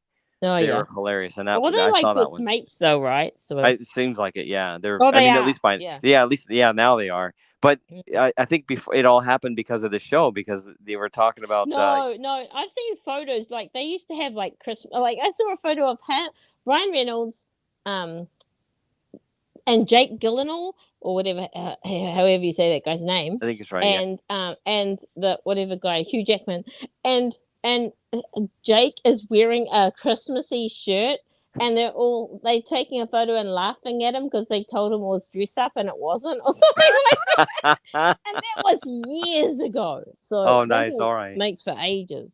I just remember hearing this. There's a brief interview with Hugh Jackman where he's went to go see Deadpool, the first Deadpool, and he loved it, and he says, "Damn, Wolverine needs to be with Deadpool in a movie." And he just had announced his retirement 2 days before that. Oh, wow. So, yeah, I didn't know that they were friends before that. But that's okay. Have you seen the movie? This is that was just an interview. That was a brief interview clip I saw. But have you seen the Deadpool Wolverine movie? No, I haven't seen it yet. Okay. Yeah. I will see it though. Yeah. Okay. I think it looks good. So, let's see. And then let's see. Okay, now let's get back to our chat because we're almost caught up. We're like Doomcock where he reads one thing and then it goes off. Yeah, for half an hour. Right? Well, yeah, it's okay as long as it's entertaining. I mean, we know we're screwed if we're down to nobody in the stream. We still have 4 people. Hey, but we're laughing at our own jokes, so who cares? Yeah, who cares? Yeah, I like it's fun having the. I mean, it's great having the chat here. It's great being a part of the chat. It's great. It's great being on the panel when you're having fun, like right now. The whole thing is really great. Okay, so Beetlejuice. He got to see it live. I'm glad to hear that it was hilarious. I think Doomcock was saying it was one of his spies told him it was not woke, and I'm looking forward to it. I love Michael Keaton. I've never seen the first one. Oh wow, yeah, we'll definitely see that. You have to see that. I know you have to see that one first for sure. this is definitely some kind of a carry-on, sequel sometime in the future, whatever. But the first one is fantastic. I mean, it is absolute must-see classic. So definitely go see that one first. Jill says the end is in sight. I'm so happy for you, Jill. That's just got to be just torturous for her to deal with this. I mean, good God. What do they think, that she's going to make a bunch of money off of this? I know. Well, yeah, apparently they hit really hard because Teague's had the same trouble in the past. Really? And you have and like people do stuff like you put a filter on it, and you do. I know Cyrus. I've heard Cyrus talk about what you can do to do stuff, but I don't know how they know, but they know. Right, how they figured that they detect it. Yeah, that seems bizarre. How did they detect you've sang a song too close to the original, or taken too much of a clip of a movie or whatnot, and then they want to say, we're not giving you any. We're gonna withhold those 6 pennies that you were gonna get from those ads. Yeah. Appian, we were one time we were watching. We were just doing one of the Treehouse chats. And we were talking about all of these Saturday Night SNL skits. And he was just showing them. And we were just laughing and having a really great time. And you'd think that'd be really good advertising for SNL or something like that. And I think he was pausing it as well. But basically, he had to take the whole lot down because it's just, they just kept striking him. They kept striking him down. So, yeah. Strike me down. Exactly. Stronger than you can possibly imagine. Yeah. So he may have more viewers than them sometimes anyway these days. It's just so cruel. We're just trying to make $1 here. Trying to feed my kids. He's not monetized or anything, so it doesn't even matter. And they still have a go at you. Well, Appian can do super chats. But that's not monetized. Yeah, he can do super chats now, but I don't know what the levels are. Maybe he's not monetized. Like, I don't know if he gets ad revenue. I know he's got super chats because I've given him one on the very first day he was open. Okay. Oh wow. No, that's cool. I didn't know that. But anyway, I thought, wow, it's not even like he never does that sort of thing, and they still strike him down. Like, that's cruel. It's miserable. It's just miserable. Well, I keep trying to get Spidey to throw on various things because he keeps saying he's not going to be monetized. So I'm like, fine, let's do this. Let's break all the rules. Screw them. Yeah. Okay, so let's see now. Where are we? Just solving world problems. Yeah, we are. Everybody tune in. Everybody share the stream out before. I've got 22% more battery on my phone, and oh my gosh, you said I've got 29% battery on my phone. That's it. StreamYard sucks it up. I'll get to Eugene's in a second because I don't think I did what he's asking. So we'll get to that in a minute. Sorry. Let's see where we are here. I listened to it. Let's see. Oh boy. Okay, so Jill's end is near. So I'm gonna let you take some for a second. Jill. Okay, Jill. Do you see where Jill talks about having water shipped down? Yeah, I still have water shipped down within reach, which I don't know what it means since I did that stream this year, Eugene Bird. What does that mean? She's gonna read it? Maybe it's a book within reach. Maybe she's got it literally on her bookshelf. Maybe. Okay. Oh well. Oh yeah. Okay, I gotcha. Sorry, Carla is slow of mind. And Eugene gives a heart and a clap. He's so happy for Jill. Very nice. Yay. Oh, and then I say something really profound. Go, you read your thing. Eugene, I listened to a lot of classic audiobooks till I met Terry Pratchett books. Then I couldn't move on. It's true.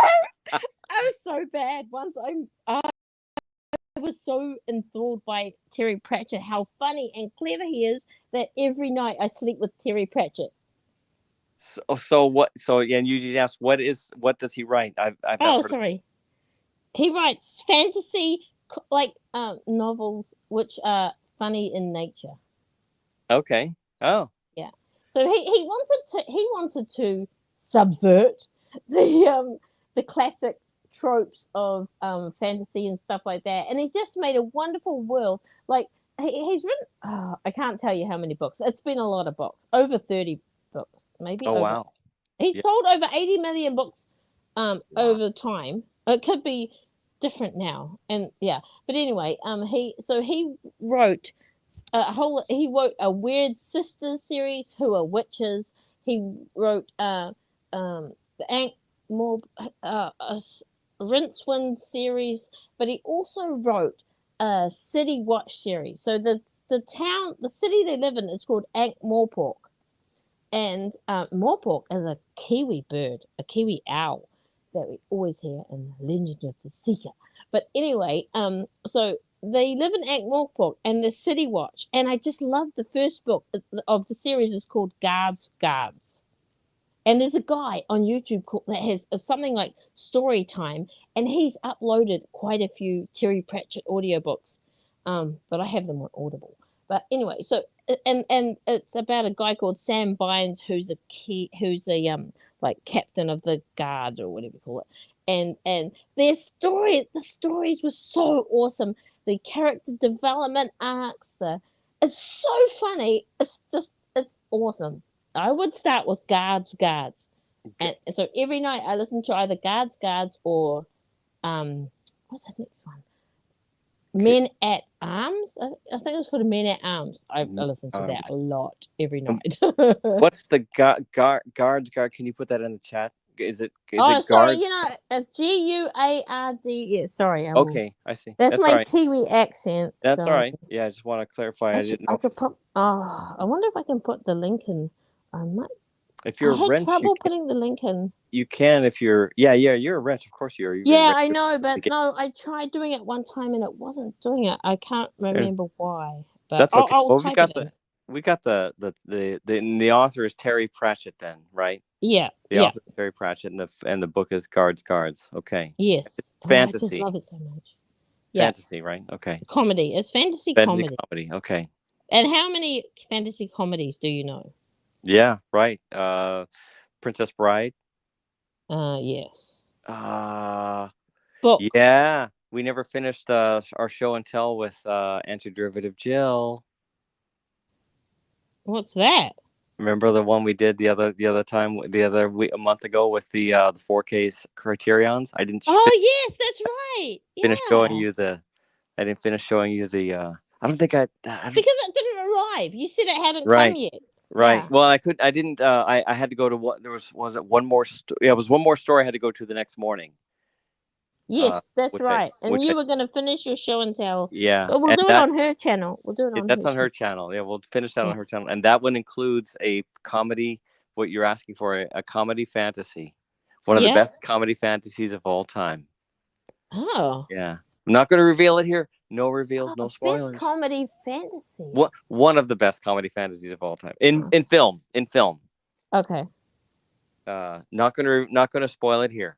Anybody wants to see all that, go to Antiderivatives Jill channel, find the shore leave. It's some Sunday night, and I don't know if my name is on it or not, but Max Redstone and myself were on there, impromptu, and we ended up doing a show and tell of Criterion 4K disc, and again Carly was there, and that was a lot of fun that night. It was really cool. Yeah. And I told you about how I'm traumatized by everything. It's like I'm going to stream with Padawannabe and Epion, and they're like, "Have you seen this?" I'm like, "No, no." If anything is remotely scary or horror, I will not watch it. Oh, that's okay. Yeah. Nothing wrong with that. Yeah, if you don't like it, that's fine. But you like sci-fi though, yeah. I love sci-fi. Yeah, I love fantasy, of course, and fantasy. Okay. Yeah. So this is I mean, I think it seems like sci-fi fantasy is most of the stuff that we tend to all of us talk about. So yeah. Okay, so let's see. So we got it. So Eugene says you put on an entertaining show. Jill is now so popular. And he's talking about you, not me, for sure. He's talking about Carla. Maybe he's talking to Jill. Yeah, maybe he's talking to Jill. Jill is now so popular, it is virtually impossible for her to read the chat. It goes too fast, like Doomcox. Yeah.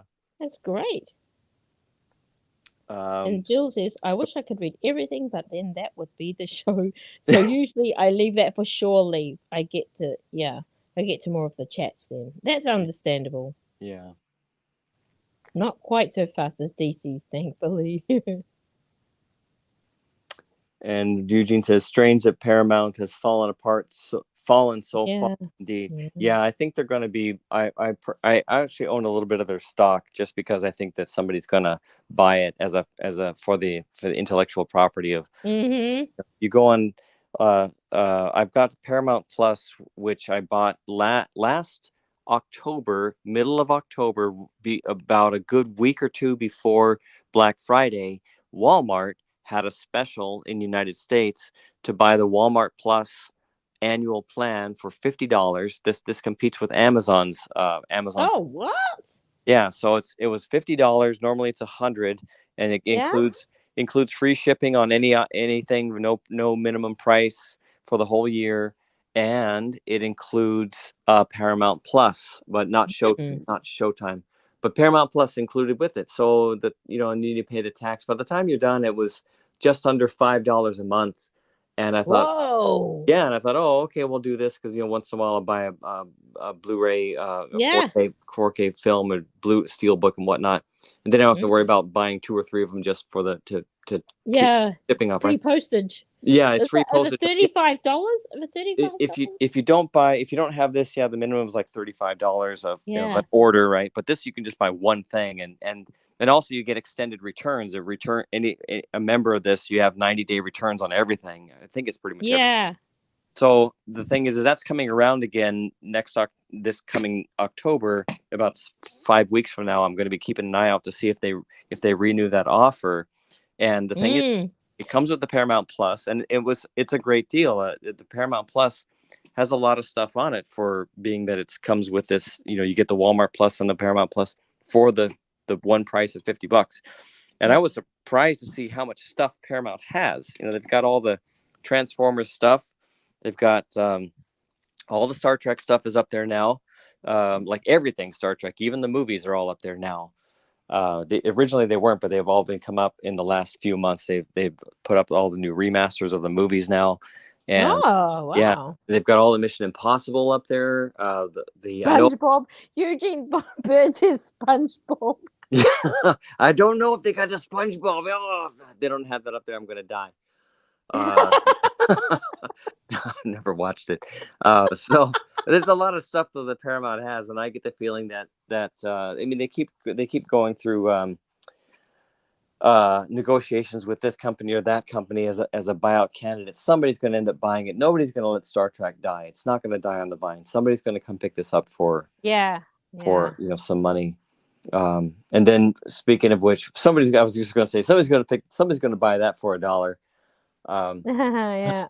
But then Eugene says, he asked, did I do a Michael Myers Dr. Evil impression and make $1 here? No, I didn't. I was just saying that. I might have to work on that. And $1 million.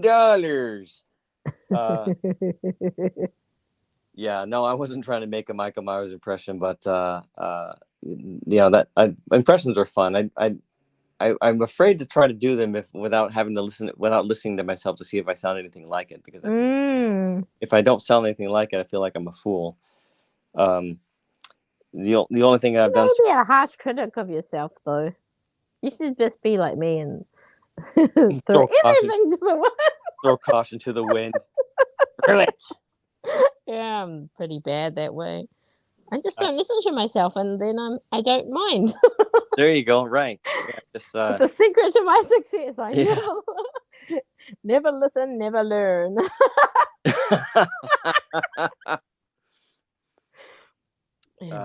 Jill says, I have a watermark, but it wasn't good enough.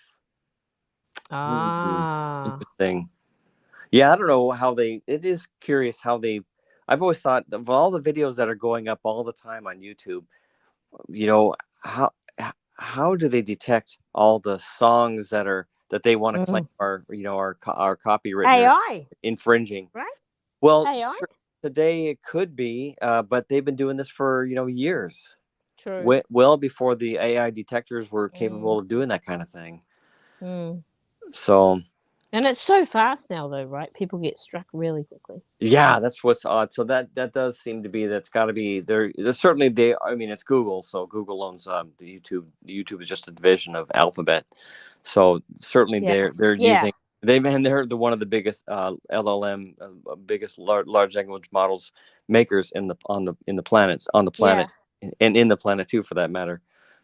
So yeah, I'm not surprising that they're using AI today to catch people really right away. I've heard Tony talking about it where he'll still be on a stream and he'll play something and he'll get a notification. Stream's still on. He'll get a notification. Yeah. Like, oh, that sucks. Yeah. So I just want to reiterate, in case my alarm goes off and I lose everybody, that Eugene Bird was talking about us two. Our conversation is entertaining enough. There you go. Enough. Oh. Oh, look at that. Okay, That's so I see that. sweet. Oh, that's very Thank nice, you. Eugene. Yeah. So now I can go in peace. Right. Yes, I can die in peace now. I'll take That's so sweet. I'll take these needles out of my eyes now. Torturing. Self-mutilation is complete. And he doesn't watch horror either. Yeah, I just am not that type of person. I've never been. I've been in movies with my husband, and I've had to cover my eyes and block my ears, and he has to nudge me when it's over. Wow. Sure. Yeah. Scared. Oh man. So I'm taking it you haven't seen Event Horizon. No, I have not. Do you know about that film? I only know that Sam Neill makes a scream that the critical drinker uses. Okay. That is the sum total of my knowledge. Yeah. That's a really good film, but it is pretty evil. It's scary and evil. Yeah. No, I've never seen Alien. I've never seen anything. Okay. Well, I just don't lose the images in my head. I can't unsee stuff, so I choose not to see it. Okay. Yeah, that's fair enough. That's yeah, go see a musical. Yeah. Go watch Les Miserables. Go watch. Yeah, you can. That's okay. Well, see, it's good. It's a soundtrack of your mind. It'll just keep going on. If you have a really good mental memory of music and you want, go see or listen to the soundtrack of Something Rotten. That's the one about Shakespeare. Did I lose you? Oh no. Well, folks, I think we just lost Carla. It sounded like she was having some kind of a strange problem, and I cannot get her back. I do not have I do not have control of the console or anything else. She warned us, right? Yeah, she warned us. Oh, here she goes. I told you I'm gone. Sorry. Yeah, that's okay. Well, that was a lot of fun, Carla. I really appreciate you coming on and doing an extension with me of the show. This has been a lot of fun. And Eugene and Antiderivative Jill, thanks for hanging in there with us. I think that's about all of us in here anyway. Now, there's somebody else lurking in here too, it seems like. Yeah, definitely somebody else lurking. Carla says, I'm glad we had an awesome conversation. Yeah, that was a lot of fun. Fortunately, we managed to keep the topic somewhat focused on 2 or 3 completely different things. Let's see, Jill, she's at 8 timestamp copyright claims fixed, 2 to go. Look at that. We kept Jill company tonight while she's doing her work. That's pretty cool.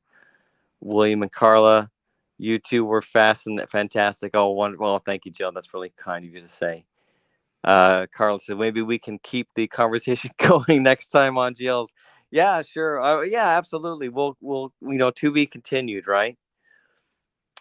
And I'm going to take a quick back look here and see if we missed anything from Eugene. The last thing was we were talking about Paramount. My failed attempt to do Mike Myers' Dr. Evil. I'll work on that, Eugene. Jill's watermarks, guards, and we had the horror, and then we're moving on to SpongeBob. No SpongeBob here tonight. Jill likes bad impressions. They're still fun. Okay, fair enough. All right. I'll work on some anyway without even checking. But Tony says I got to listen to my voice and then try to hear how I come out versus how I hear the actual voice. And I'd kind of like to do that. But you got to start somewhere, right, Jill? We'll start with some of that. Jill did a stream about Event Horizon and made the highly inadvisable mistake of making screenshots for that one, which should not have done that. Maybe because of their graphic. Hopefully she didn't get struck copyright strikes on that. And then yeah, Carla's gone. And here we go. Yeah. So let's see. Maybe we can keep the conversation going. Thanks, Thanks, Jill and Eugene. Had the best time. I'm too honest. No, Carl, you're awesome. It's really fun streaming with you. I wouldn't be comfortable up here if it weren't for people like you and Rod and Canadian Spider-Man. Eugene says, so happy to hang out with high quality people like you, big brains and generosity. Well, he's being too generous with his comments. So, but appreciate that, Eugene. You're awesome. We love having you here always. Jill, absolutely. That would be great. Have some great sometime. Carla Burton. Yes. And Carla says, thanks, Eugene. We really appreciate your input. Well, you guys are all reading this stuff. I'm sitting here reading it to you like I'm reading you all a bedtime story. So let's see. I got a big mouth, but I got to be good at something like this. Carla, you're awesome. Let's see. Jill, where's she at? No copyright strikes for Event Horizon. Okay, my channel wasn't damaged, just my soul. Yeah. And Jill, I don't know if you're aware, there's some behind the scenes. There's film that exists that's really poor quality, but behind the scenes stuff that didn't make it into the film, or not behind the scenes, clips that hit the floor that didn't go in, and the stuff that they cut out of the film was even more graphic than what made it in the film. So watch that when you're feeling very very tough some night. You really need something to kind of get through your surface. Watch that thing. I know I've seen it on YouTube. That stuff is on YouTube, so it's there, just waiting for you. And sounds like Eugene is not aware of that stuff. No thanks. Yeah, well, Eugene, if you like the film Event Horizon, yeah, check it out on the YouTube. And if you can't find it, let me know. I will go dig it out and link it for you guys.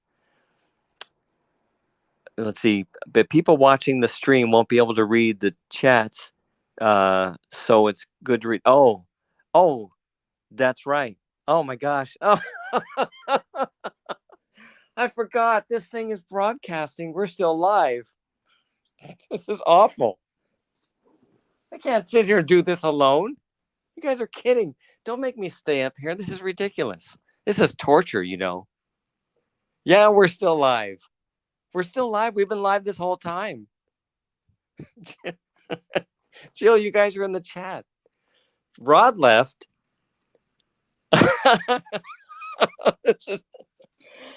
Now I'm getting afraid. See, this is awful. Now I'm going to start becoming self-conscious. All right, you guys. I'm going to call this. All right, I'm going to get going. It's late already here, so yeah, we didn't turn it off. And okay, so when I leave, the stream will end after a few minutes or so. All right. So yeah, good point. At least, well, reading the chat has helped entertain the people who want to indulge themselves and listen to this crazy stream into the middle of the night. Yeah, thanks, Carla. Thanks, guys. Yeah, I'm gonna head out, and hope you all have a good Sunday, and we will see you all next week somewhere around town. How about that? Sound good? Yeah, okay, good. Excellent. All right, everyone. We will talk to you later, and thanks for tuning in.